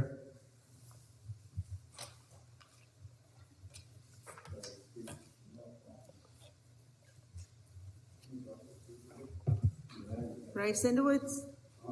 Ken Knight Jr. John Kessler. Yes. Kenrick DePreez. Sharon Lee. Absent Kelsey Haskell. Yes. Thad Rose. Yes. Derek Bartlett. Yes. Joe Bringspenny. Bob Walters. Ronald Russo. Absent. Tuffy Thompson. Yes. Thank you.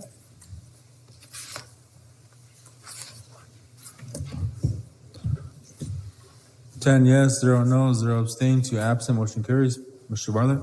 Yeah, Chairman, there should have been a couple other motions, but can you get Mr. Means to report and Dakota Longbeck to report at the next Wisdom Keepers? They were making motions for them to come, but can you do that? Just ask them to come. Who's that, Means and Longbreak? Yeah. Okay. Other than that, Chairman, that's all we had for Wisdom Keepers. Thank you. Thank you. Council, Ms. Hayek, did you have something to share?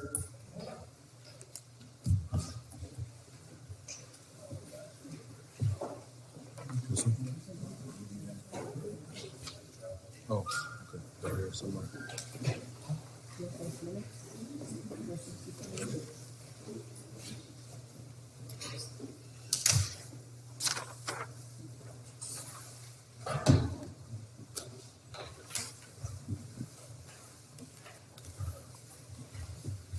I'm gonna turn your mic on, and then that's just that main button there, and state your name for the record, Ms. Hayek.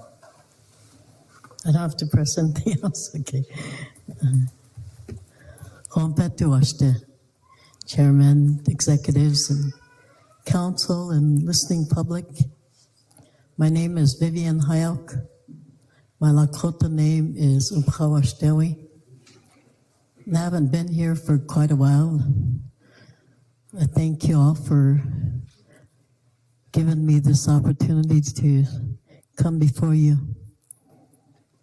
I thank you for that. And I guess you guys are going to be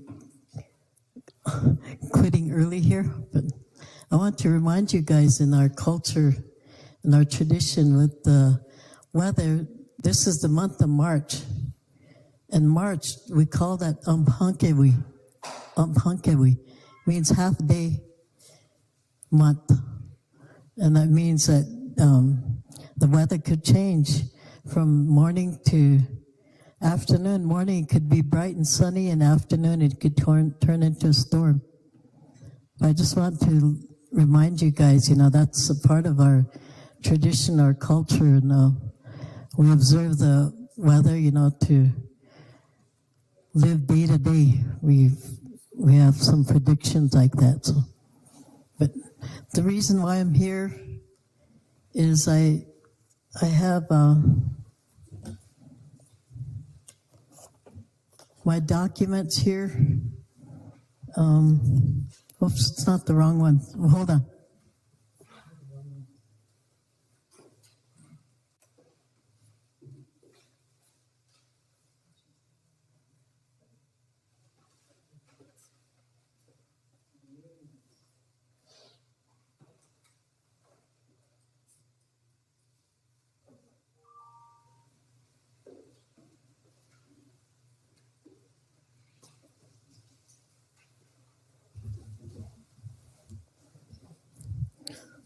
Okay, I have a letter. I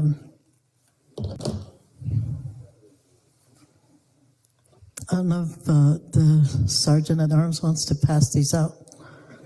How much do you need? 1, 2, 3. I'm going to count those. There's more here.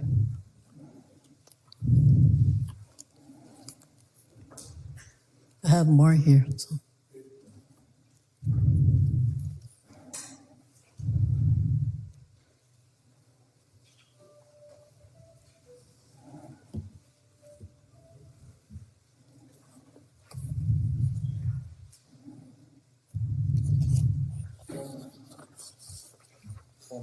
Okay. Oh, you're welcome. Thank you.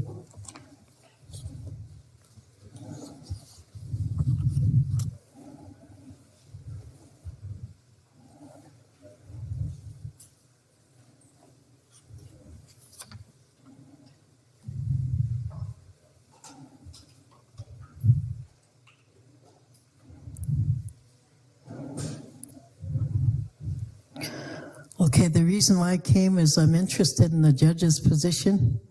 It's been advertised for quite a while now, and it's the associate judge. And I know in the past, you've had judges where some of them, I don't know if they were bar certified, but I want to mention some of their names. I know one was the late Gilbert LeBeau. One was the late Walter Woods. One was the late James Chasinghawk. The late Georgia Gunville. Sylvia Shirley. There was all those judges that were here on Cheyenne River. I recall. And I don't know if any of them were bar certified. So that's a question, I guess, but I wrote this all in Lakota. I don't know if some of you understand or could read the language.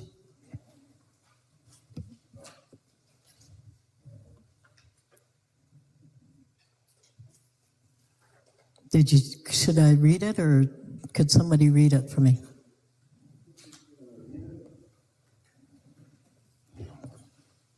Okay. This is to CRST Council Chairman, Council Executives, and I was going to concur it to Joseph Brings Plenty of the Law and Order Committee and the Human Services and the Hiring Committee, because I know in the past you've had personnel issues come to this floor, like the recent bonus. I think that was a personnel issue that came to the floor.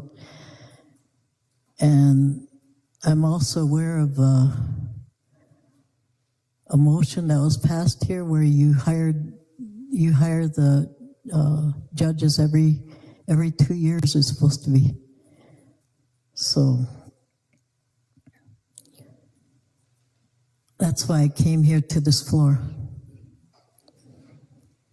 Ampetuashte, la komi chaje ki umpawashte wi machapi na Lawashi chichilapi, ktena cha lawapi wachaga.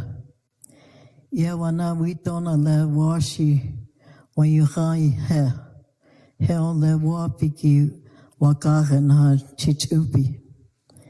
Ya matwenishni.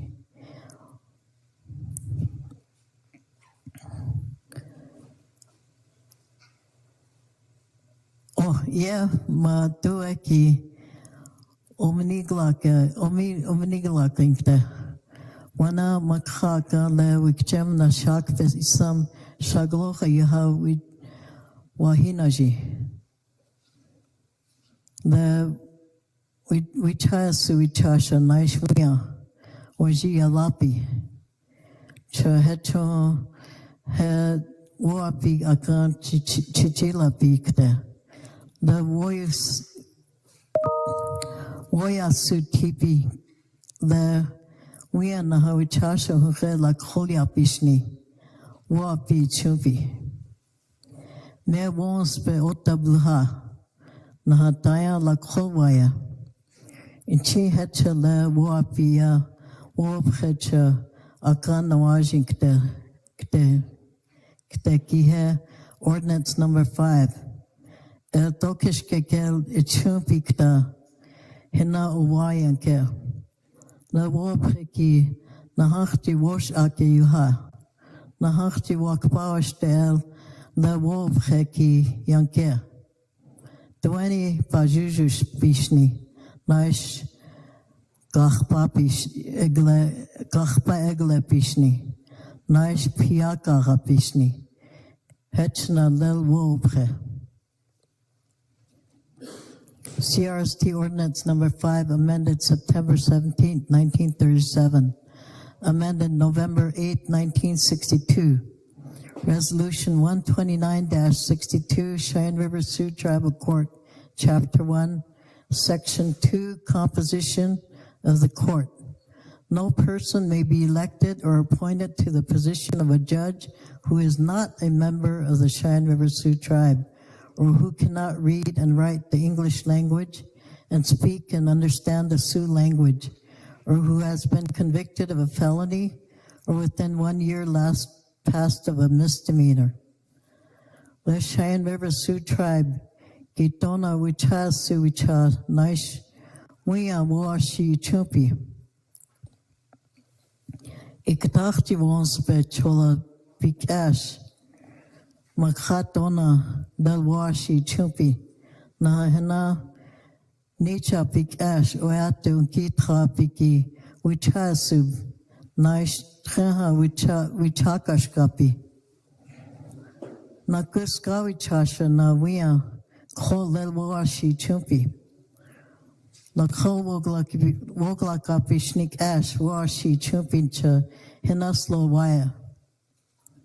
Wajish nakula kotashnik ash hetche iglawa na lel treha washi chu. Wayaza tipiki lel basi piki yukha wayate wichagnaya wichakua. Yashla liapi.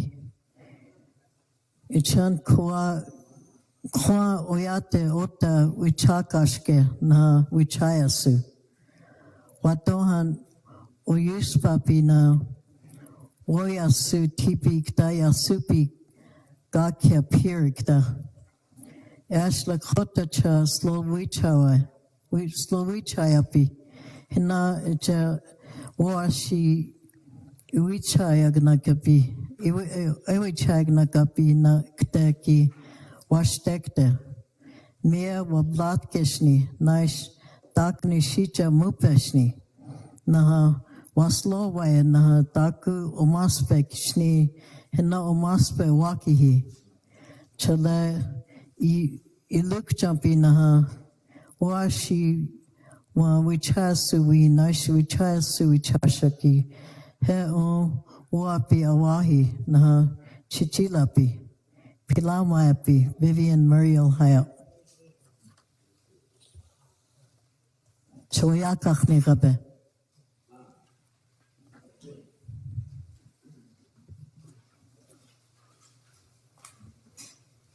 So I'd like to ask for a motion for placing me in that position immediately.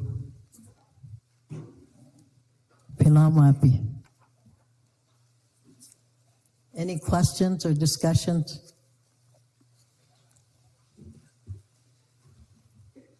Council, any questions for Ms. Hayok? On a letter and thing? You want me to describe any of it? Yes.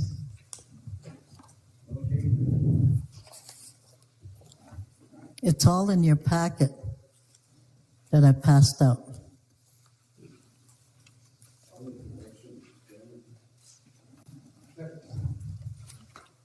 State your motion.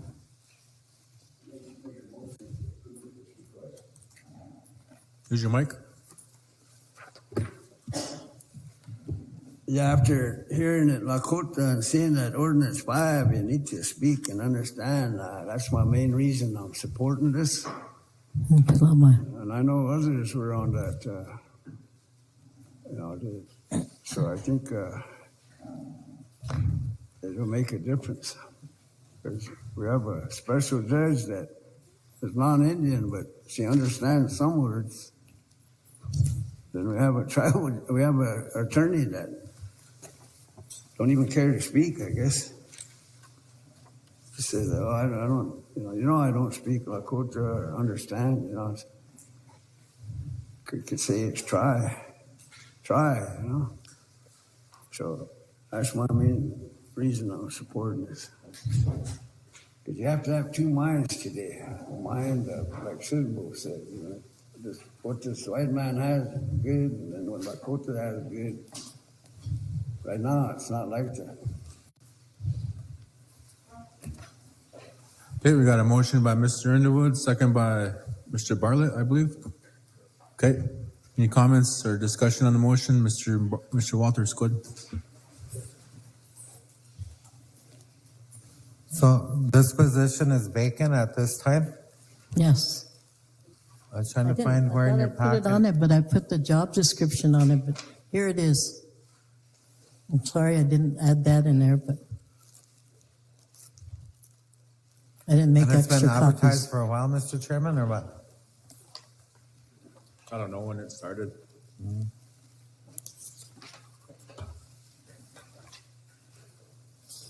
What I've observed, it's been open for quite a while.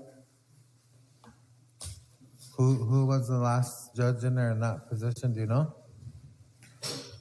Isn't that Curtis Carroll? Okay, thank you. Mr. Rose, I believe in sovereignty and I believe in our jurisdiction.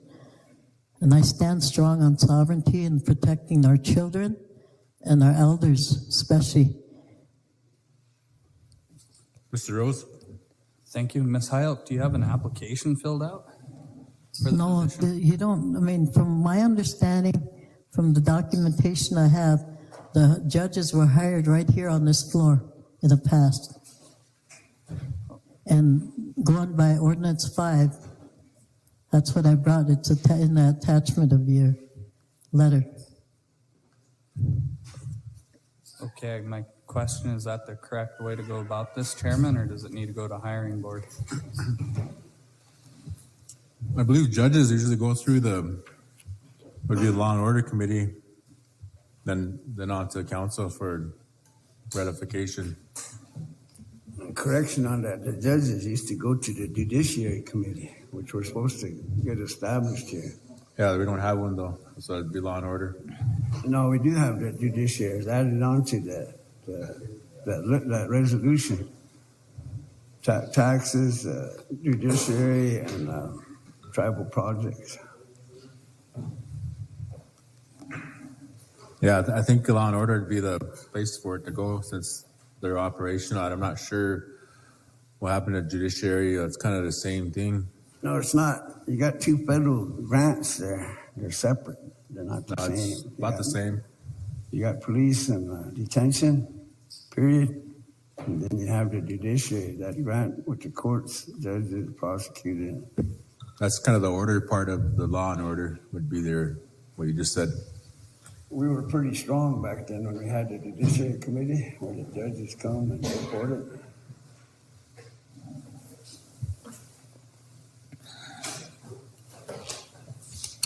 Good, Mr. Rose. Chairman, I believe this should go to Law and Order Committee and let them We need decide some and then more bring it back to council floor. sheets filled. Thank you. Okay, any other comments, council members? going against. Ms. Haskell, go ahead. I think that this also needs to be amended because the pay scale is outdated also. Thank you. Chairs. Or bomb. Any other comments, council members? Look at judiciary committee. Get some chairman to set up chair and invite the judiciary.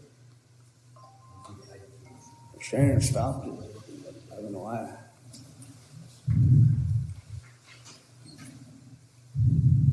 I don't have that much authority.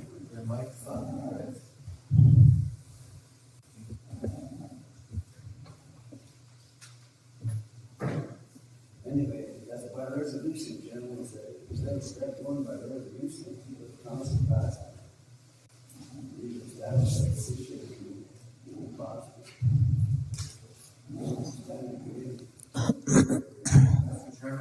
Go ahead. Does this usually go to the Law and Order Committee? And then brought to council? Is that the process? There's education requirements, experience and special requirements. If you look at the job description.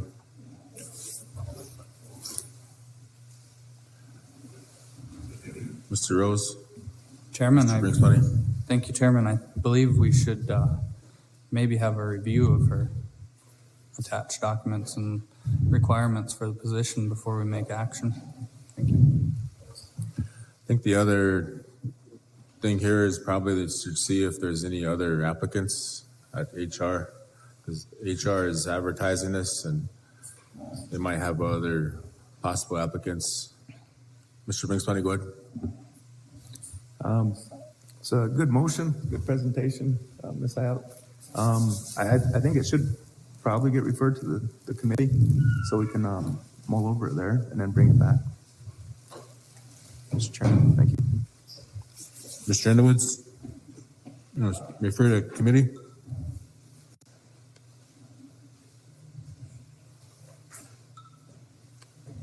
Who would answer that question? How long is it now?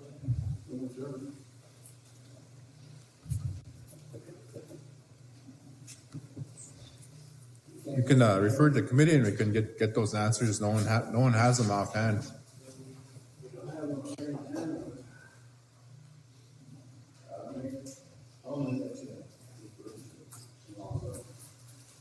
Okay, motion's been amended.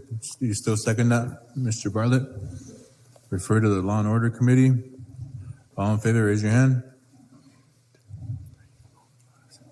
10 yes, motion carries. Ms. Hayek, the council referred to Law and Order. You can follow up with the committee. Okay. Thank you. Thank you. Pilang wapi. Have a good day. Nisha. Go ahead, Mr. Brinkspani. Vivian, so this coming Friday next week, we'll have a Law and Order. Council, I know the weather is getting bad and visibility is becoming an issue. Ms. Whitefeather? Thank you. Real quick, I just have a question. When is council going to select the chief of police? Thank you. Could do by executive resolution or what? We'll probably have to set up a date, and then I don't know, whichever date that tribal council executives like to, then bring in the applicants. I know that there's some applications over there, but when we set it up, then they'll bring in the applications for us to Like review. a special session? Yes, sir. Okay. Chairman. That's the way we can handle that as a special session, council. Chairman, Good.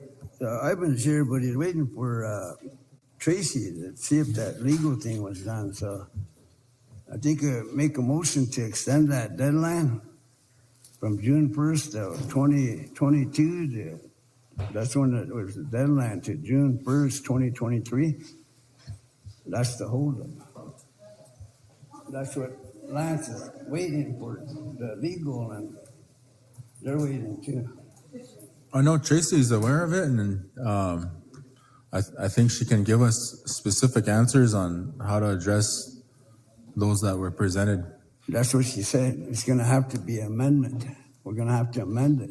So we're about ready to do that, but then we didn't do it. Yeah, I think we get that amendment from her, like in writing, so. Well, why don't you call her, see if she can answer that? If I make a motion to extend it to June 1st, see what she says. Was that remedied or what? Yeah, I think we can get that amendment from her, and then we can send it out to everyone on the email. All right, I got a resolution here too. It was gonna be read last time, but we lost quorum. Everybody has a copy? And it's about what's going on now. I'm gonna read it into the record. Go ahead. Thank you, Chairman. Council, you guys all got a copy of this? Whereas pursuant to the constitutional delegated powers, the Tribal Council on March 9, 2012 enacted Ordinance 74, Tribal Equitable Compensation Act, which provides for administering the settlement funds received by the tribe in accordance to Public Law 106-511, the Cheyenne River Sioux Tribe Equitable Compensation Act. And whereas the United Nations Declaration on the Rights of Indigenous People, Article 1, Indigenous people have the right to the full enjoyment as collective or as individuals of all human rights and fundamental freedoms as recognized in the Charter of the United Nations, the University Declaration on Human Rights and International Human Rights Laws. And whereas the United Nations Declaration on the Rights of Indigenous People, Article 2, Indigenous peoples and individuals are free and equal to all other peoples and individuals and have the right to be free from any kind of discrimination and the exercise of their rights, in particular that based on their indigenous origin or identity. And whereas the United Nations Declaration on the Rights of Indigenous People, Article 3, Indigenous people have the right to self-determination. By virtue of that right, they freely determine their political status and freely pursue their economic, social, cultural development. And whereas the United Nations Declaration on the Rights of Indigenous People, Article 4, Indigenous peoples in exercising their right to self-determination have the right to autonomy or self-government in matters relating to their internal and local affairs, as well as ways and means for financing their autonomous functions. And whereas the United Nations Declaration on the Rights of Indigenous People, Article 9, Indigenous people have and individuals have the right to belong to an indigenous community or nation concerned. No discrimination of any kind may arise from the exercise of such a right. And whereas the United Nations Declaration on the Rights of Indigenous People, Article 20, Indigenous people have the right to maintain and develop their political, economic, and social systems or institutions to be secure in the enjoyment of their own means of subsistence and development, and to engage freely in all their traditional and other economic developments. And whereas the United Nations Declaration on the Rights of Indigenous People, Article 21, Indigenous people have the right without discrimination to the improvement of their economic and social conditions, including inter alia in the areas of education, employment, vocational training and retraining, housing, sanitation, health, and social security. And whereas the United Nations Declaration on the Rights of Indigenous People, Article 23, Indigenous people have the right to determine and develop priorities and strategies for exercising their right to development. In particular, Indigenous people have the right to be actively involved in developing and determine health, housing, and other economic and social programs affecting them, and as far as possible to administer such programs through their own institutions. And whereas the United Nations Declaration on the Rights of Indigenous People, Article 25, Indigenous people have the right to maintain and strengthen their distinctive spiritual relationship with their traditionally owned and otherwise occupied and used lands, territories, waters, and coastal seas and other resources to uphold their responsibility to future generations in this regard. And whereas the United Nations Declaration on the Rights of Indigenous People, Article 26.1, Indigenous people have the right to the lands, territories, and resources which they have traditionally owned, occupied, and otherwise used and acquired. 2, Indigenous people have the right to own, use, develop, and control the lands, territories, and resources that they possess by reason of traditional ownership and other traditional occupation or use, as well as those which they have otherwise acquired. And whereas the United Nations Declaration on Rights of Indigenous People, Article 29, Indigenous people have the right to conservation and protection of the environment and the productivity capacity of their lands or territories and resources. States shall establish and implement assistance programs for Indigenous people for such conservation and protection without discrimination. And whereas the United Nations Declaration on the Rights of Indigenous People, Article 32, Indigenous people have the right to determine and develop priorities and strategies for the development or use of their lands or territories and other resources. And whereas the United Nations Declaration on the Right of Indigenous People, Article 37, 1, Indigenous people have the right to the recognition, observance, and enforcement of treaties, agreements, and other constructive arrangements concluded with states or their successors, and to have states honor and respect such treaties, agreements, and other constructive arrangements. 2, nothing in this declaration may be interpreted as to diminish or eliminate the rights of Indigenous peoples contained in treaties, agreements, and constructive arrangements. And whereas the United Nations Declaration on the Rights of Indigenous People, Article 47.3, the provisions set forth in this declaration shall be interpreted in accordance with the principles of justice, democracy, respect for human rights, equality, non-discrimination, good governance, and good faith.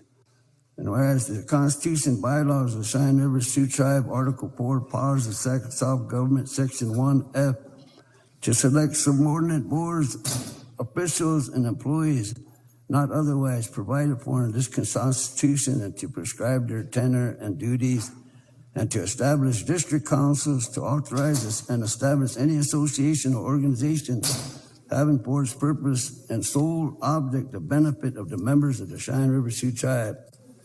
Such association or organization shall have the right to engage in collective or cooperative bargaining or marketing or purchasing of supplies, crops, equipment, seed, machinery, building, or livestock. The council reserving the right to establish ordinances covering the activities of such association or organization and to enforce the observance of such ordinances. And whereas the Constitution and bylaws of the Cheyenne River Sioux Tribe, Article 4, powers of self-government, Section 1G, to administer any funds or property within the control of the tribe, to make expenditures from available funds for public purposes, including salaries or other remunerations of tribal officials or employees. Such salaries or remuneration shall be paid only for services actually authorized in a regular and legal manner and actually rendered.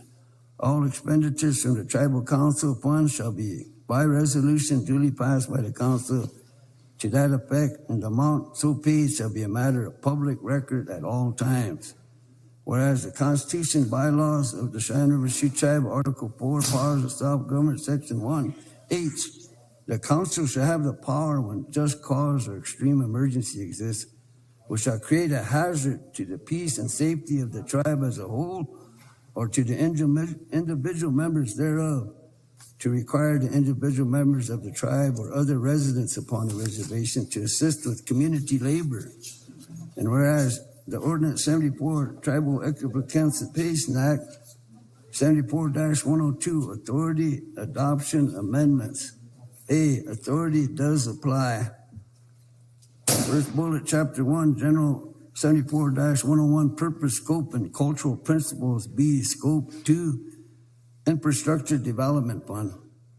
74-101C, Cultural Principles. All persons in care of and using TETRA funds shall apply our seventh generation philosophy to their projects.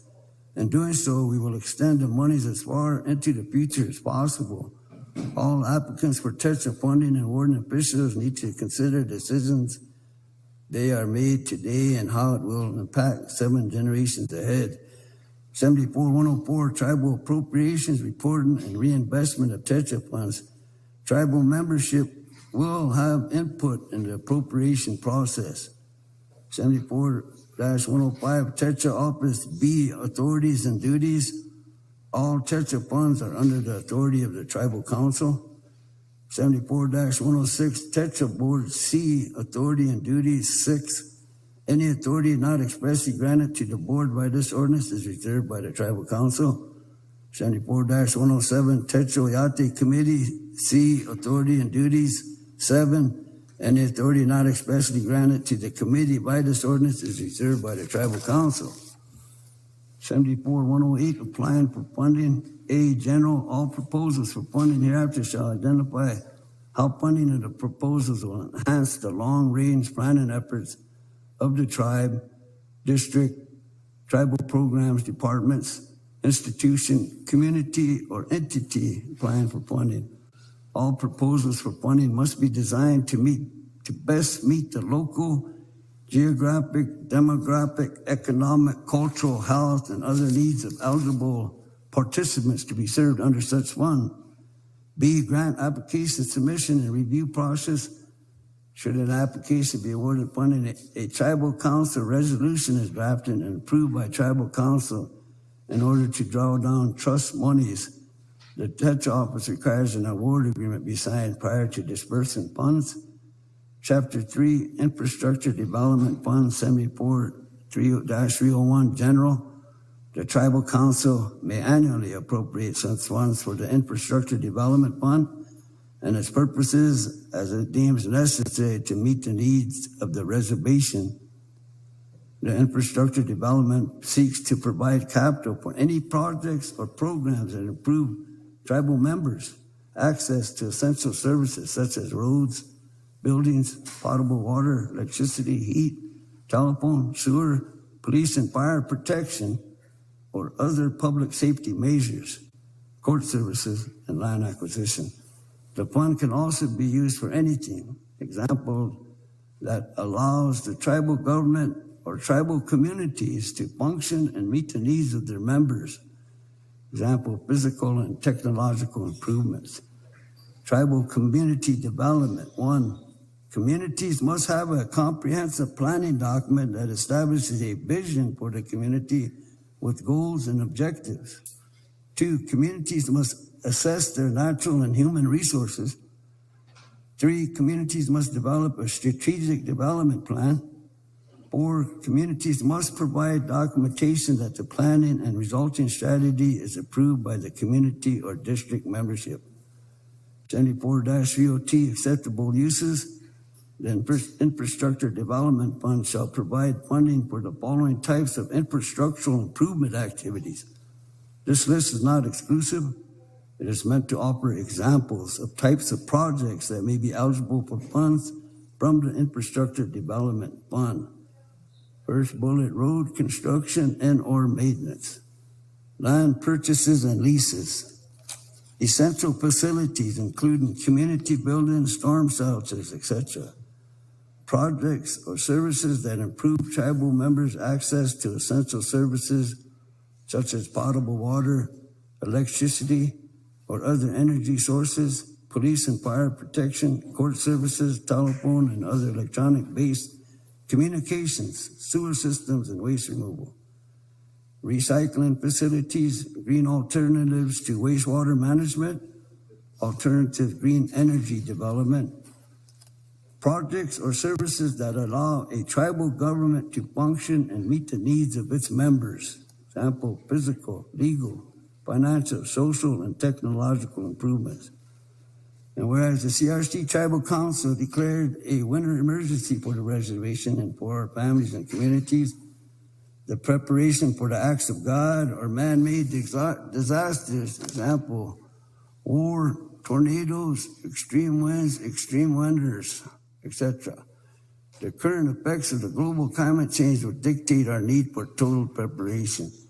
To address any threat to the life of our membership, this emergency preparation to protect our memberships is needed immediately.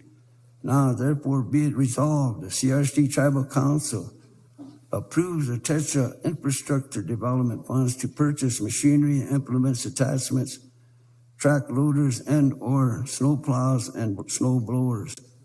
Also, price quotes for comparison and combination specifically for each community and the 6 districts. Wheel loaders 6, utility tractors 6, fully equipped, fitted for snow plows, snow blowers. In addition, the purchase of 31 generators. The price quote for each community shelter, resource centers, and CRST department programs, 23. Field clinics, 4. Elder manners, 4. The total estimated cost comparison are as follows. You can see the generator and skid track for each district. That was the original motion. It's 3.8 million. And then if you add the loader, which is 304 for the 6 districts, you'll see the price there. The total for the 6 would be 5.5 million. And if you add the tractor, you see the price there at 4.5 million. And if you total all of this up, it's 6.4 million. And implement attachments and solar generator. If you look at the GenPro, they just sent the Bridger one today. I was waiting for that. He finally sent that today, and we had to add that Bridger, which I think 17,000 for their. They run by a different electric cooperative. But that Plowmax, Chairman, it's in there. It's at 27,000. This is kind of a wish now. There's those skid steer and the track loaders. They have the bucket and they have a snow blower. And this here is a plow, and it's at 27,000. It's kind of a standard plow. If we get 21 of them, those plows for the skid steers, they run on front end loaders, tractors, skid steers. They could fit all 3 of them. It's at 570,255 for 21 skid steers or track loaders, and then that solar generator Thunder Beat proposal that he gave, and it's in the estimates. It's at 84,500. So we should really seriously looking at funding both of those. It's at 654,755. Be it further resolved, currently the community emergency response CERT training is being conducted by EMS Harold Tiger for our communities to help in organizing our communities to prepare and respond to any emergency that may occur. Motion for 9 programs departments to assess shelters, resource centers in each community. Taros to conduct training opportunities for our community members to participate in machinery and equipment, preventive maintenance checks and services, and operation and care of implement attachments, heavy equipment, and generators.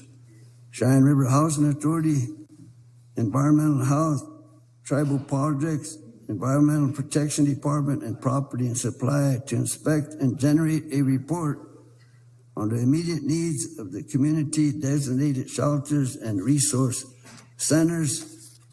Be it finally resolved, our disclaimer, Mr. Chairman. So right now, you have all the prices. We need to prove. We need to prove one of these or all of them. Okay. Combination. That's the action we need right now. So, we got Mr. Walters. Mr. Chairman, Mr. Indowitz, this is asking for TETRA money? Yeah. I'll make a motion to refer it over to TETRA office Chairman. to go to the board. Chairman, this doesn't get referred. We got a motion by Mr. Walters, second by Mr. Rose. Chairman, this doesn't get referred. We have the authority here. Let me make the motion to approve this, Chairman. It's an emergency situation we're in, you know. This money doesn't belong to us.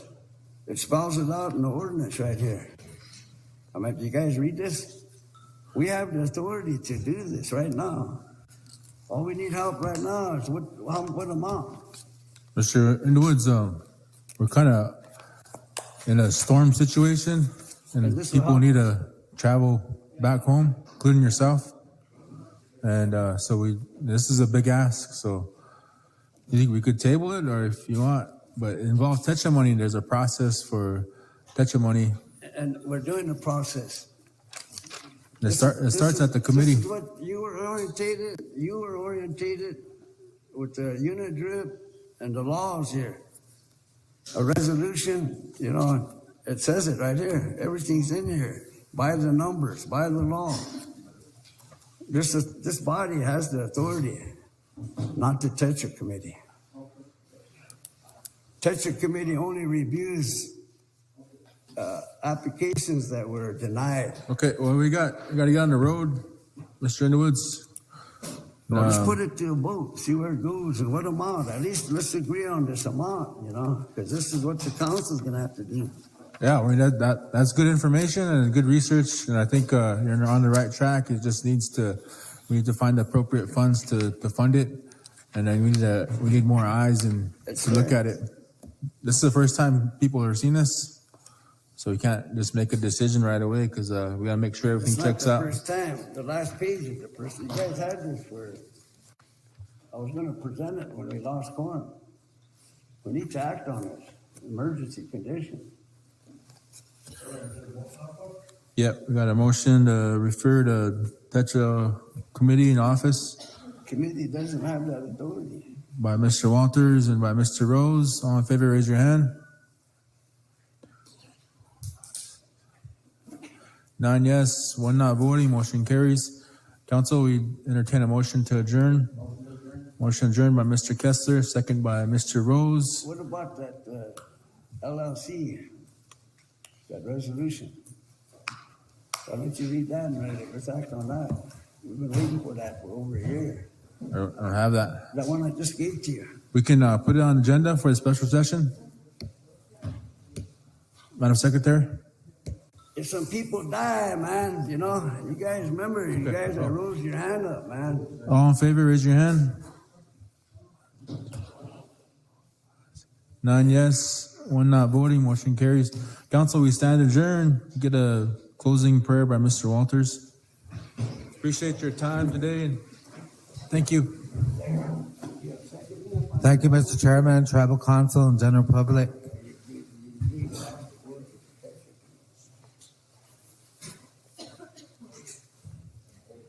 I'm thankful that we got through tribal business, Mr. Chairman, and Tribal Council, and I'm glad that everyone's here, and I thank the ones that came in from the general public and, you know, shared their proposals, and you know, there's a lot of good things that happen, Mr. Chairman, and, you know, I want to pray for the safety of our employees and our people to get home safely today, and that, you know, this weather that's coming upon us at this time will not come down too hard on our people. Pray for all those that are out there, you know, that are homeless, and that they go be inside somewheres and get food and warm place to sleep and water. Also, I ask them to watch over the four-legged and the winged, Mr. Chairman, but, you know, we have to be thankful for our lives and thankful for every day that we're able to stand. I ask that our elders and our children and our unborn be watched over. All those that may be in a hospital be watched over. I ask for prayers for those who have lost loved ones. You know, I ask for prayers for the Sitting Crow family, you know, and our relatives that have just gone on, you know, for a safe journey for them, and prayers for strength for those that are left behind. But again, we have to be thankful every day for what we have. And, you know, sometimes we think it's harsh, but on the other side, you know, with the weather the way it is, it's putting moisture out there. The Mother Earth is going to need the moisture.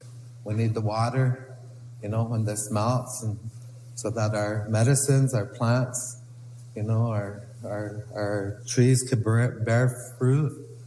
And, you know, but I do ask at this time that everyone be watched over, included the four-legged and winged. I ask for prayers for our sacred calf pipe keeper, Mr. Orville Lookenhorst, his family, you know, as well as all the Sundance leaders and all the pipe carriers, and, you know, that we keep praying each day and pray for the health of our people.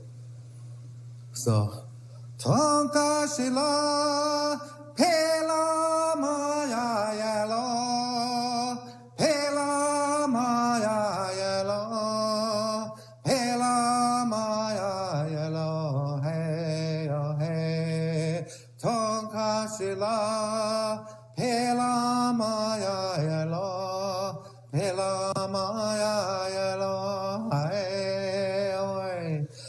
Tonkashila, Pela Maya Yelo, Pela Maya Yelo, Pela Maya Yelo, hey, oh, hey, Tonkashila, Pela Maya Yelo, Pela Maya Yelo, hey, oh, hey, Tonkashila, Pela Maya Yelo, Pela Maya Yelo, Pela Maya Yelo, hey, oh, hey, Tonkashila, Pela Maya Yelo, Pela Maya Yelo, hey, oh, hey, Tonkashila, Pela Maya Yelo, Pela Maya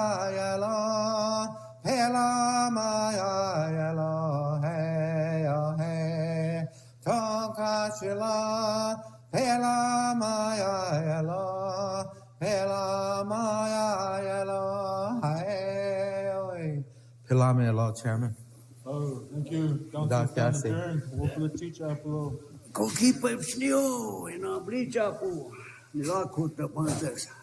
Sky chala, sky chala uglaka, pewa stairs, lakota nakua. Lakota uglaka po. Nilakuta pantes. East.